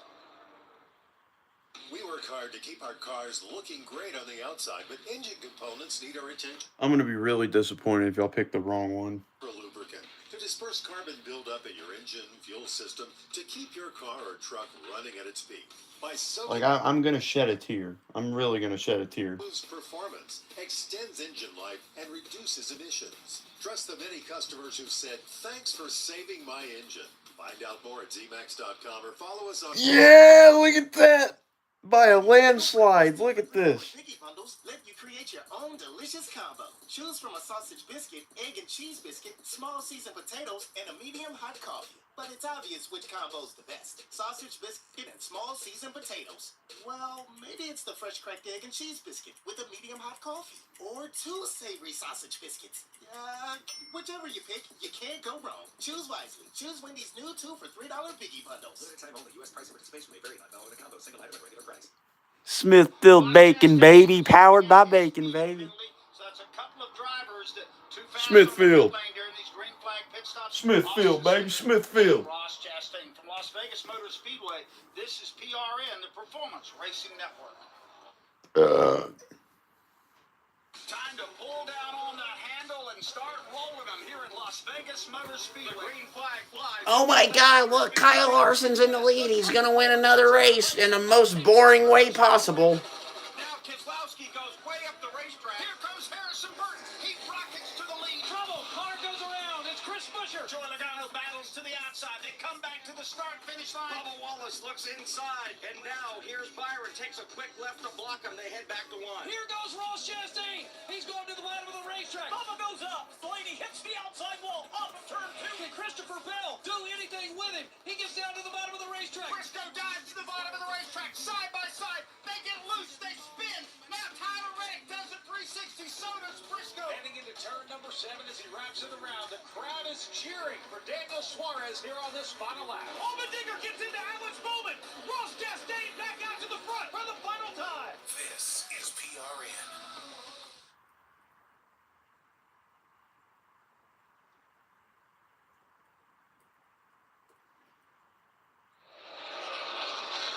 Welcome back to Las Vegas Motor Speedway, still under green, lap 127, stage number 2, ends on lap 165. Bubba Wallace was the first car to come in and pit under green. They had intended to make a 4-tire stop. They only made a 3-tire stop. Problems with the left front of Bubba Wallace. He came back in. They still did not get it changed. He is now running 3 laps down toward the back of the pack. Right now, Bubba Wallace riding in 36th. That is the last place for a car that is still functioning here. The only other car behind him is Chris Buescher, and he is out of the race. Want to thank Chris Powell for dropping by, the general manager here of Las Vegas Motor Speedway. We always appreciate The battle between the stores. Which one's the best? Thank you very much, Doug. You know, I want to remind the fans who have their headsets on in the grandstands, today's the last day to renew for next year's race and still be able to... I will say, the one that has the best commercials is considerably Napa.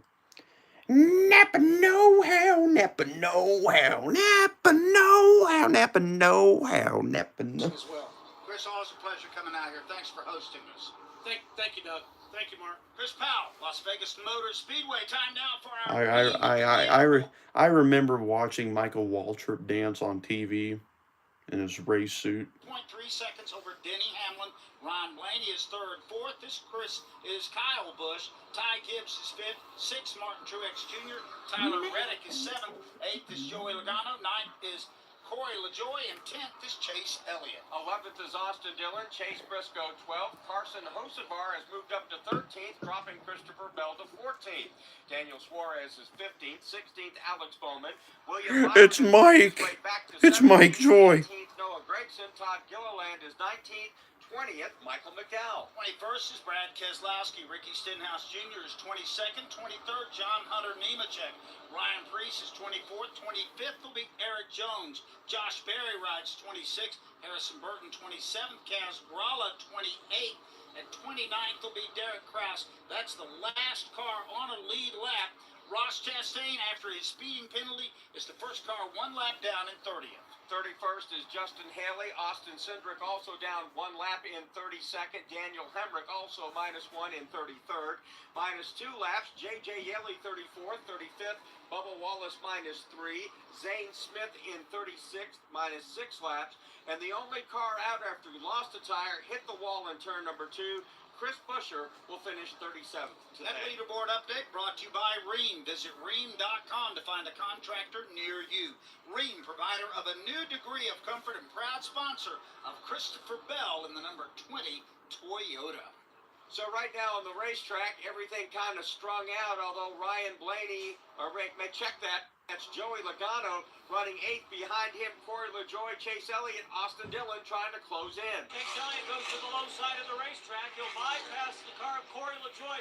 Now set his side. Joey Logano about 5 car lengths ahead. Down the Nellis straightaway they run into turn 3. He's got about 8 to 10 car lengths to try to catch Logano right now. They ride at the very bottom of the racetrack off turn 4. First time today we really talked about Chase Elliott, except for our rundowns, and right now he is dogging Joey Logano across start-finish line about 10 car lengths back. Ahead of them, a great fight shaping up for 7th as Kyle Busch has caught Denny Hamlin into 3.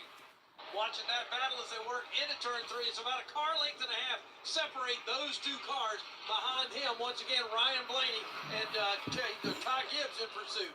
Those 4 cars come down across the stripe, head back to turn number 1 with 29 laps to go here in stage 2. Kyle Busch has picked up a couple of positions, making his way around both Ty Gibbs and Ryan Blaney in the last half dozen laps or so. Now he begins to close on Hamlin. He's got about 3 car lengths, but he's closing quickly on the number 11 Toyota. Kyle Busch will go up to the high side of the racetrack, not quite up against the wall, looking for grip there off of turn 4. Kyle Busch out of turn 4 right now in the tire tracks of Denny Hamlin. Back to start-finish line. We'll call it a single car length as Busch chases Hamlin for 2nd. Ahead of them, it is Ross Chastain, fastest car on the racetrack. He's unlapped himself from 3 cars, and now he's right on the leader's back tire. Here comes Kyle Busch in 2nd. He'll make that move now and control that group of cars as they work their way into turn number 3. Kyle Busch this time going to the very bottom of the racetrack. Hamlin upstairs looking for grip. Blaney about 4 car lengths behind those 2.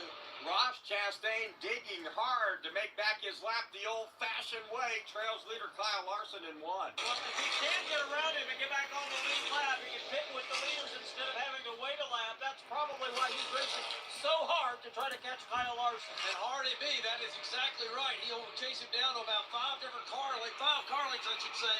Is this time Chastain will take that bright orange car up to the top side of the racetrack to try to make up some more ground on the 5.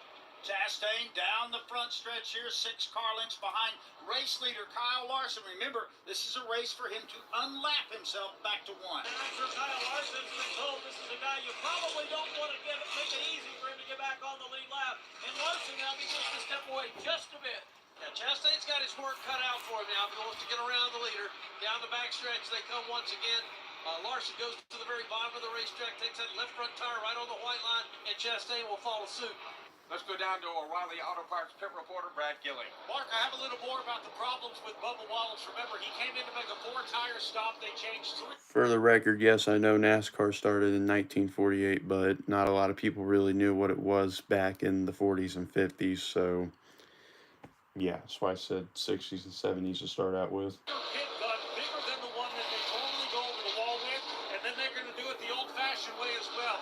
They have a torque wrench here that's about 3 feet long. Now remember, the pressure it takes to get one of these lug nuts on is about 600 psi. To be able to tighten them by hand or loosen them by hand, they put a thing on it called a torque multiplier to be able to make it humanly possible to get those off. Cody Barker just hopped on the radio and told Bubba Wallace, when we come down next time, we might even have to cut the lug nut off. This could get a lot worse here for Bubba Wallace if that's the case. Been watching the charge of William Byron. He went a lap down earlier today, and Marquis doing a pretty good job of fighting his way back into contention. Just got around Daniel Suarez out there on the racetrack. He's fought his way from 34th all the way back to 15th. Again, Doug, I think he's just being ultra patient here, working his way up through it. As you talked about, it's tough to pass here. at Las Vegas Motor Speedway. He doesn't seem to be in a hurry, which seems to tell you that he's got a really great race car. He doesn't have to push it, just kind of reels them in, takes them on, mano a mano, takes the spot, moves up the ladder. So I expect William Byron to be swimming in the top 10 here before too long. Ross Chastain made a run at trying to unlap himself from Kyle Larson. He got it down to about 3 car lengths and then settled back in. He's about 10 car lengths back. Right now, if they catch a caution, Chastain gets back on the lead lap because he is the first car 1 lap down. Attrition really hasn't been a thing today, Mark. Only 1 car out, and that's Chris Buescher. There's another reason for Chastain, Doug, to stay with Larson. Larson's catching the pack. If he starts to catch some of the other lead lap cars, Chastain will try to make those passes as well to remain in the free pass position. And all of this came about because we had a long green flag run. I think it was 57 laps. And that has caused green flag pit stops, and that's when you get to feel really jumbled with what we're looking at right now. And that is the time, if you're going to make a mistake and speed on pit road, usually that's when it happens. And Chastain got busted and now is in the scramble mode here in the Pennzoil 400. A little hat salute to Derek Kraus today. He is riding in the 29th spot, last car on the lead lap in his NASCAR Cup Series debut, past ARCA champion, given a respectable ride out there today for the 16 of Colleague Racing. As we watch right now, Kyle Larson in command of this race. He has carved out a 4-second lead over second place running Kyle Busch. Hear that? The sound of adorable little birds in your garden. And if you were here, you'd taste the 2 sweet but tiny tomatoes you grew all by yourself. But you're not here. Because your self-care happens when you're riding your motorcycle protected by Progressive on your way to the store for a pack of normal-sized tomatoes. So if you ride, switch to Progressive, America's #1 motorcycle insurer, without getting your hands dirty. Progressive Casualty Insurance Company and affiliates, not available in all states. Hi, this is PRN's Brett McMillan. You know, you don't spend your life just sitting around, so what you need is PRN's mobile app. By downloading the mobile app, you can listen to our live race broadcast from anywhere. Make sure you don't miss a second of the action from the track. If you download it today, you get station listening and on-demand access to your favorite studio shows like Fast Talk, Pit Reporters, or Garage Packs.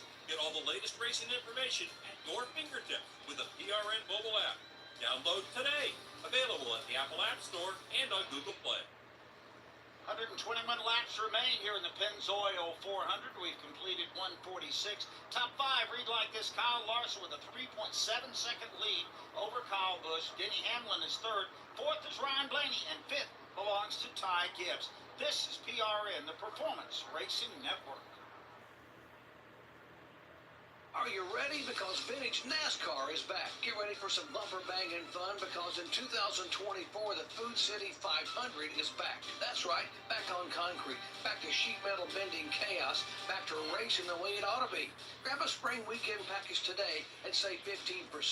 It's the Food City 500 at Bristol Motor Speedway, March 17th, 2024. It'll be St. Patrick's Day, so get ready to party.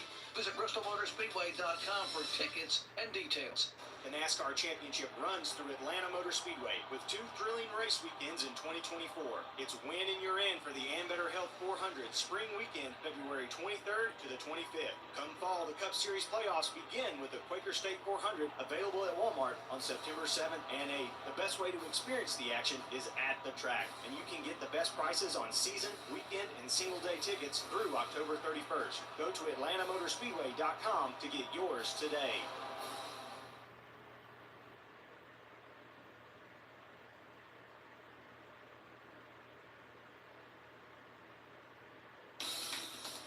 I'm Richard Petty. As we honor Doug Rice this season, here's another great moment for more than 35 years on PRN. Dale Earnhardt Jr. on the exit of turn 4 will come back to the stripe. He will see the white flag a mile and a half away from his second win this season. Can Jr. hang on as he takes it into 1? Hey, Doug, congratulations on your retirement. 35 years is a long time to be around, so have a happy retirement. So did he win? I think he ran out of gas. Yeah, that's what I'm saying. If I remember, He ran out of gas. Yeah. I mean, that was really dramatic, but what happened? That's the most audible sigh I have ever heard. You could hear the crowd. They were ready to celebrate Dale Earnhardt Jr. winning the Coke 600. Ran out of gas with about 500 feet to go. Carson Hocevar running in the 13th position. He's on pit road. Looks like a standard 4-tire and fuel stop for Hocevar. He now peels out, pulls out at 45 miles per hour, the speed limit on pit road. Been told he had a flat tire. By the way, only 14 laps to go here to conclude stage number 2, and that'll let us reset and rejoin the field. Mark, it got really strung out when we went through that series of green flag pit stops, but that's also allowed our race leader, Kyle Larson, to put a few more cars a lap down. Right now, minus a lap, Derek Kraus, Kaz Gralla, Ross Chastain, number 3 in line now. Carson Hocevar, Justin Haley, Austin Cindric, and Daniel Hemrick all being scored -1. Out front, if you just joined us, Kyle Larson has led this race 5 times for 82 laps and counting. And at this point, Larson, Doug, has had a weird kind of year. He's led all 3 races, but he finished 11th at Daytona, was a DNF at Atlanta, finishing 32nd after leading 7 laps there. So he's been fast, but just hasn't had the finishes, trying to get that turned around today. The best I can do, and I hate to make comparisons like this, he reminds me a little bit of Kevin Harvick on the old Atlanta layout before they put the banking in, when Harvick would just go out there and run around on the bottom and drive off and lead people, and he's in his own groove right now. Long way to go. A lot of laps left to go, so nobody's putting a name on the trophy, but if you can beat that car, you're going to have a great day. Larson now trying to close in on Harrison Burton. He's 26th in the last car on the lead lap. And now Ross Chastain has lost ground with the leader, so he's got Derek Kraus and the car of Kaz Gralla to get around if he wants to get back on the lead lap.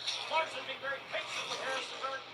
Yeah, Larson doing his thing right now, and being very patient is exactly the right way to describe it. Kyle Larson right now, no need to drive the doors off of this car because he's got a 4-second advantage over second place running Kyle Busch. And Rob, you're right, he's taking it easy on Harrison Burton, it looks like. Yeah, turn 1 and 2, Burton will go to the bottom. Kyle Larson has been very comfortable riding up on the top lane, but he won't force the issue off turn 2.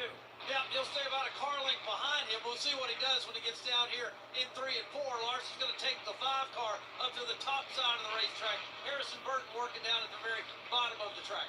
So as they come to the stripe, 9 laps to go in stage number 2, trying to stay on the lead lap just ahead of him. Trouble off turn 2. Christopher Bell. Oh, no. Oh, shit.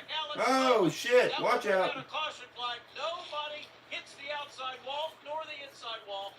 Bell will get it under control, get it refired. But, boy, that was a tense moment for Alex Bowman, who made a big move to the bottom of the racetrack. Second time today that Christopher Bell has brought out the yellow flag here in the Pennzoil 400. Luckily, single car incident, and Bell is able to get the Interstate Batteries Toyota turned around and drive away. Bell is batting .500, 2 of the 4 caution flags for Christopher Bell. And again, we're getting a chance to take a look at the replay. Christopher Bell was all by himself there in turn 2. The car cocked sideways. He slammed on the binders. A lot of smoke billowing out from that race car as he slid across the racetrack. Looks like one of the tires might have gone down as he slid there. A couple of cars did a nice job taking evasive action, so it was just a 1-car incident. Looks like we will have a really short dash to finish up stage 2, and that's always kind of exciting. By the time they get the track cleared up and get restarted here, it's 8 laps to go. Probably have a, what, Mark, 3-4 laps to finish up stage 2. So, do you pit now, give up the stage points to put yourself in better position to win the race? That's one of the questions the crew chiefs are going to be calculating at this particular point. You can stay out, grab some stage points, or you can set yourself up for a better start in the 3rd and final stage. It depends. Do you want to make the quick nickel, which is give up the stage points, or do you want to earn the slow dime? That's what you have to do here. If you come in, you can help yourself, but you're going to give up the points going forward. And Mark, we've seen it so many times. Every one of them counts. Absolutely. So we're about to find out. It looks like the green light is on, so pit road is open. Let's see if any of the leaders are going to be takers. Kyle Larson, will he make it onto pit lane? Yes, he does. Let's go to Heather DeBone. And first in on my end will be Kyle Busch. He said he's happy with that race car. He's showing solid speed, so they're going to do 4 tires and Sunoco fuel. Also in from the 9th position is is Chase Elliott. He said he's better that run, except for he's building too much on the right front. But the good news is he didn't build on the right rear. So the team going to work on 4 tires and Sunoco fuel. Brad Gilly. Chris Capehart is going to take the rounds out for Denny Hamlin that they put in on the last one. Hamlin says his car is edgy on exit. Tyler Reddick, meanwhile, pitted right behind Noah Gragson. Noah Gragson gave him a little bit of room, but Reddick was told, make sure you give yourself room to get out. He had a clean exit. Brett McMillan. Kyle Larson was a little bit breathing in before tire change, and then Ty Gibbs, he's starting to leave his pit stall, and they told him to stop. And now they're going to go back on the left side, and they're going to tighten up the lug nuts on the left side before he takes off. Matter of fact, they're going to put on left side tires, and they're losing a tire, and it's going to roll. Guys, if you don't subscribe... Oh, that's a penalty, I think. I think that's a penalty. They just let that tire roll out. Not good. But anyways, if you haven't, subscribe. If you don't, you're stupid. Plain simple. Joey Logano, Martin Truex Jr., Chase Elliott, Austin Dillon, and William Byron. Not heard yet, Mark, but I'll be really. I mean, seriously, guys, subscribe. If you don't want to miss out on these races, I would consider subscribing. There's not one other guy out there that's actually going to show the race like me. There's like one other guy out there, okay? That's it. It's me and that one other guy. If you don't want to miss out on these races, make sure to subscribe. I seriously. Around and get back on the lead lap, and then make their. I do it just about every single weekend. Trust me, there's proof. There's people in here that can tell you. Ross Chastain is in that group. So subscribe. Just do it. Just do it. Like, my God, it's not like you're about to hit a vape. It's not like you're about to do crack or something. There's no peer pressure. All you gotta do is put your finger on a button, click it, and bam, you're done. That's it. It's like taking a flu shot. It's not hard. Leave because he thought it was a 2-tire change. They stopped him, and then he had to obviously back up into his pit stall, and then they changed the left side tires. And additionally, he doesn't have first gear right now, so it's kind of piling on for Ty Gibbs right now. I speak a little bit more than the truth, and a lot of people don't like it. So if you're also a snowflake, this probably isn't the channel for you. If you're built soft, I would leave. Wave around, so they'll come back around, get back in on the back end of the lead lap, and then, Mark, they're only going to have to hang out there maybe 4 or 5 laps under speed. Subscribe for Jesus. Subscribe for Jesus. If you don't subscribe, you're going to hell. Austin Cindric, Ross Chastain, and now they have been given the waiver out. They've gone around the Toyota 2025 Toyota Camry XSE pace car, and they will rejoin the tail end of the field. Christopher Bell, along again with Ross Chastain in that group, Carson Hocevar, Austin Cindric, several others as well. And most of those cars will go back to the tail end of the lead lap. Some of those cars were multiple laps down. You want me to update your position? I don't even know what place you're in. Hold on, I gotta see the leaderboard will pop up. Time today, and Well, here's your top 20. I don't see you anywhere up here, so that's not good. for only 22 laps, been a pretty clean race here so far. So Alex Bowman is going to be your leader. Kyle Larson second. Denny Hamlin third. Tyler Reddick fourth. Fifth, Ryan Blaney. Joey Logano sixth. This restart will come with 4 laps to go in stage number 2. Behind Logano in 6th, it's Martin Truex Jr. 7th. Chase Elliott 8th. 9th, Austin Dillon 10th. Guys, we're still at 5.54. What the hell is going on? I'm tired of it. I'm getting tired of it. I am literally about to commit terrorism if this doesn't happen. I'm serious. I will go grab a boat and I will row to your house and I will knock on your door and I will throw a grenade in there and it will go kaboom boom. It will go kaboom boom and it will end up looking like Pearl Harbor. Just please subscribe. It's not hard. And just real quick here, Kyle Busch came in the 2nd position, but he dropped all the way to 18th because the team had an issue with the right front, so they had a slow stop there.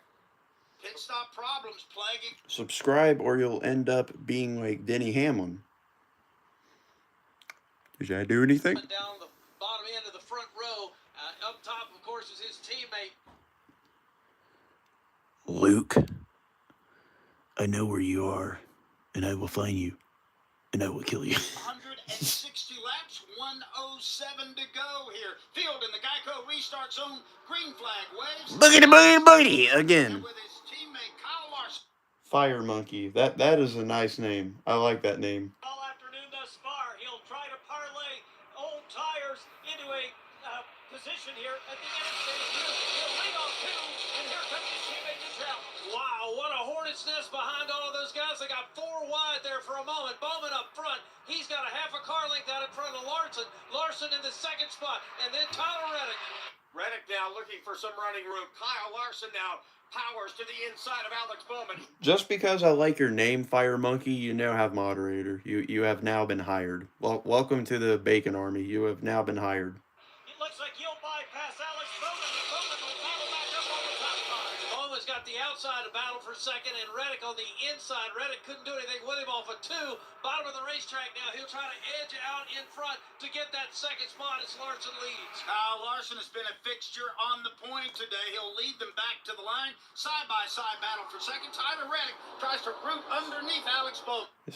Can somebody please just wreck that fucking Asian dude already? Please, someone wreck the racist Asian. Please, just wreck him. He's a racist Asian. Just someone go up there and wreck him. I don't even care if it's a lap car. Just hit the fucking brakes and just hit the brakes and put him in the wall. Can't do anything with him in the middle of turns 3 and 4, but Reddick giving it all he's got. They come down to the line, just 1 lap left in stage number 2. Here is Damn it! Come on, somebody beat him. Come on, Reddick. Come on, Reddick. Kick his ass, Reddick. Come on, 45. Come on, get a run. Get a run here. Come on, get a run here. Come on, Reddick. Go, go, go, go, go. Damn it, fuck. God damn it, man. I hate this fucking shit. Fuck you, Larson. Fuck you. Fifth will be Blaney and Truex Jr. The rest of the top 10 look like this. Chase Elliott, Austin Dillon, Alex Bowman dropped all the way back to 8th. Joey Logano 9th, and 10th to Eric Jones, and that's how they'll wrap up stage number 2. Are you ready? Because vintage NASCAR is back. Get ready for some bumper banging fun because in 2024, the Food City 500 is back. That's right, back on concrete, back to sheet metal bending chaos, back to racing the way it ought to be. Grab a spring weekend package today and save 15%. It's the Food City 500 at Bristol Motor Speedway, March 17th, 2024. It'll be St. Patrick's Day, so get ready to party. Visit BristolMotorspeedway.com for tickets and details. This is NASCAR racer Michael Waltrip with Echo Park, the official used car of Speedway Motorsports. I'm inviting you to Echo Park's Coffee Cup Series. This NASCAR season, me and Echo Park will be arriving to the tracks early to meet fans over a cup of coffee and check out some of their cars. Plus, you can win a VIP ticket upgrade and ride in the pace car. Ooh, talk about a whole new meaning to pre-race jitters. Echo Park, every car, happy owner. Here at Las Vegas Motor Speedway, 2 stages complete in the Pennzoil 400. Kyle Larson has won both. You're listening to PRN, the Performance Racing Network. Hi, it's PRN's Brad Gilley. Did you know you can take PRN with you anywhere? That's right. By downloading the PRN mobile app, you can listen to our live race broadcast from anywhere. Make sure you don't miss a second of the action from the track. Download today for station listings and on-demand access to your favorite studio shows like Fast Talk, Pit Reporters, or Garage Pass. Get all the latest racing information at your fingertips with the PRN mobile app. Available in the Apple App Store and on Google Play. Hey, I'm Corley Joy for Speedway Children's Charities. The mission for Speedway Children's Charities has remained true since its founding almost 40 years ago. To care for children in educational, financial, social, and medical needs in order to help them lead happy and productive lives. So many children have benefited from our group in the past, but we need your help now more than ever. Anyone that picks Larson, you're either a really diehard Larson fan, meat writer, or you just like boring races. Pretty much.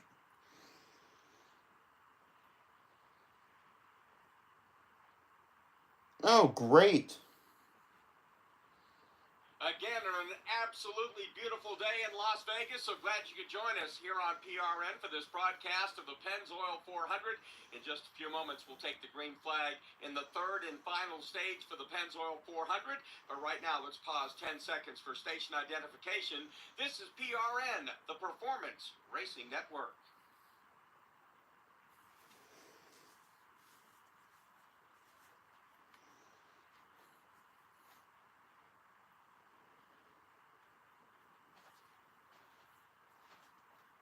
Again, we're back at Las Vegas Motor Speedway, so glad you could join us. Mark Garrow in the booth with, of course, Doug Rice in the turns. We've got Rob Albright and Pat Patterson, our O'Reilly Auto Parts pit reporters, Heather DeBoe, Brad Gilley, and Brett McMillan.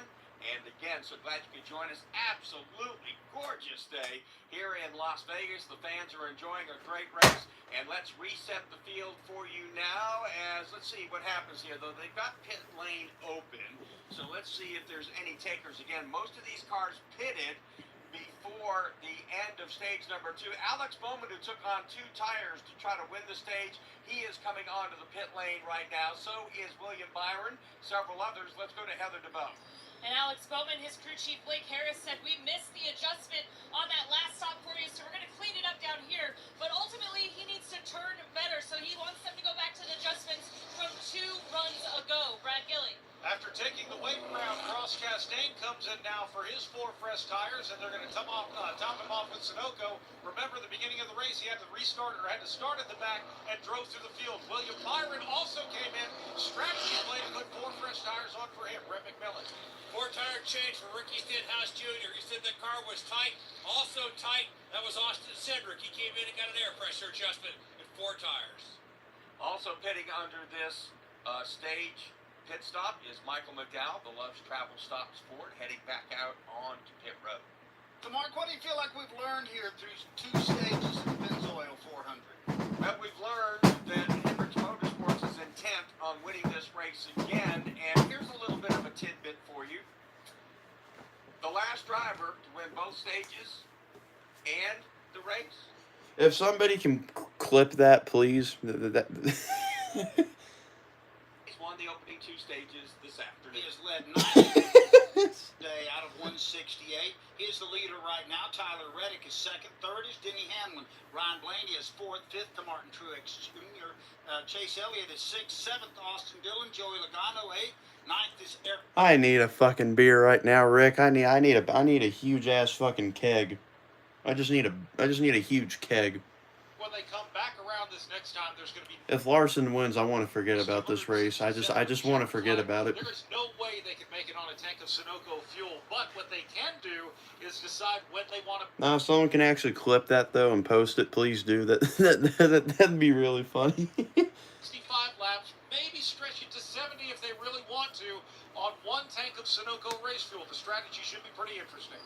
From fueling your favorite NASCAR teams to filling up at the pump, Sunoco is trusted to help vehicles perform at their peak. Sunoco, performance is what we do. So we pick up our rundown now in the 11th place, Corey LaJoie, 12th, Noah Gragson, Brad Keselowski, 13th, 14th, Kyle Busch, 15th, Daniel Suarez, 16th is Josh Berry, Justin Haley, 17th, Harrison Burton, 18th, 19th, Derek Kraus, Ty Gibbs in 20th. 21st is Todd Gilliland, 22nd, Alex Bowman, 23rd, William Byron, Ryan Preece is 24th, Carson Hocevar, 25th, John Hunter Nemechek, 26th, Ricky Stenhouse Jr., 27th, 28th goes to Ross Chastain, 29th will be Austin Cindric, and Daniel Hemrick is 30th. 31st is Michael McDowell, Kaz Grala, 32nd. He is listed as the last car on the lead lap. Fighting his way back to 1 down, Bubba Wallace is 33rd, -2 Christopher Bell in 34th, -3 laps in 35th, J.J. Yeley. Zane Smith's had some problems all day long. He's -12 in 36th. And the only driver out, Chris Buescher, earlier on, lost a tire, hit the wall in turn 2. The only car out of the event. He'll finish last today in 37th as we go down to Brad Gilley. Mark, Bubba Wallace just came in. Remember, he actually has a left front lug nut that is stuck on the car. This lug nut is so stuck on the car, they brought out a monster air gun to get it off. This is bigger than the ones that they normally go over the wall with on a routine pit stop. As soon as they put that on and hit that gun, it broke the the socket that was around the lug nut. Then they went to do it manually. They have about a 3-foot torque wrench here. They put that on. A crew member was standing on it, and this is a nice, high-quality snap-on torque wrench. It is bent at about 13 degrees right now. They still have not been able to get the left front lug nut off of Bubba Wallace. Wow. That's got to be a miserable feeling. They're going to have to take it back and torch it off. And knowing that you can't come in and get that tire taken off. He's fought his way back to being just 1 lap down. He was minus 3 laps. Then we've had some strange things today happen. We've had a tire come off of Chris Buescher car, and that caused him to have to exit the race. We had a trash bag liner come and plant on the front, face plant on the front of William Byron's car. You know, sometimes it's a hot dog wrapper and something small. He had an entire garbage bag come out onto that, and so somewhere out there in the infield, somebody's missing a garbage bag, and they wound up on the nose of William Byron's car. If you just joined us again, we're about to enter the 3rd and final stage of the Pennzoil 400. We've had 13 leaders, 17 lead changes, 5 caution flags for 28 laps and counting. At this point, Kyle Larson has been out front 6 times for 96 laps in this event and counting as he goes by the start-finish line to make it 97 of 171 laps he's led today, so he's better than 50-50. The light goes off the 2025 Toyota Camry XSE pace car, so that means we'll be restarting them next time by. It'll be 95 laps remaining in the Pennzoil 400 when they come back around the line. And by the way, soon you can go into the showrooms at Toyota, get a chance to see this 2025 Toyota Camry XSE, and it'll be later this summer you get a chance to see it. It's the 9th generation of the Camry, and they think they've got it bigger and better than ever. All right, we're hearing the reports, and I'm sure Brad Gilly's hanging around down there somewhere that they're actually cutting the lug nut off. Brad Gilly, what's the story with Bubba's car? Yeah, they've got a battery-powered angle grinder on it right now. You've got 2 crew members actually working on it. They're trying to cut that lug nut off. It is just simply stuck and cross-threaded. The thing that they have to do is actually cut through the wheel, it looks like, where the lug nut attaches as well. This is going to be a lengthy pit stop, but they're going to have to get it off because this tire is not going to be able to go the rest of the race. All right, thanks for the update. Unfortunate day there as you hear the engine cut off in the background from Bubba Wallace as we're about ready to go back at it, Pat Patterson. Yeah, up here on the front row now, Larson's got the position, but right beside him is Tyler Reddick, and he has been strong all day long. Can he do anything with the leader on this restart? Pace car hits the pit road. We're ready to go again. Larson will lead them into the Geico restart zone. Green flag is back out of Las Vegas. Here we go. Green flag back in the air. Can somebody beat the racist Asian? Probably not. Is going to try to hold off Tyler Reddick. Reddick gets a good restart as well. Somebody, please. Somebody, please. Please, I beg. Damn it, Hamlin, you're a fucking idiot. You're a fucking idiot. Hamlin is confirmed retarded. Hamlin is confirmed a fucking retard. He thinks he can do everything. He can't. Look, he just fucked up everything. Larson's now up front by like 3-4 car lengths already. Fucking idiot, I swear. Stupid. Fucking stupid. Go, Reddick, go. Somebody's got to beat him. Shit, go. Go, Reddick. Reddick gets that done, and that separates that 3-wide battle. But here's Chase Briscoe, Ryan Blaney, Joey Logano, Chase Elliott. They were stacked up 3-wide, and they're stacked up again that way. All 4. Chase Elliott trying to drive down the middle. Blaney, and they nearly touch now as they come across the start-finish line. Briscoe's underneath. They remain 3-wide. This is the strongest we've seen Chase Elliott all afternoon long. Look at that. Fucking Larson's already. It's ridiculous.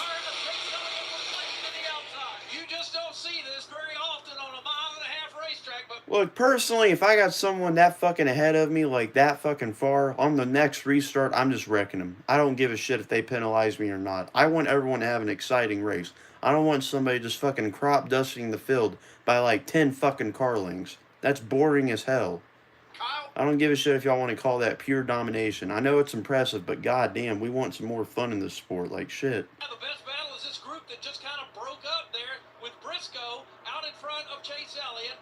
Ryan. Like, aren't we trying to make a point on like NASCAR being better than motorsports, like most motorsports? Like, are we trying to prove a point here? Are we trying to say that we're better than F1? Like right now we're not. We're doing jack shit. This looks like fucking Max Verstappen and fucking like, you know, F1. Like, it just looks like him dominating the whole time. Yeah, we haven't called his name very much, but right now he's got his Chevy in the middle of this fight in the top 10, bottom of the racetrack.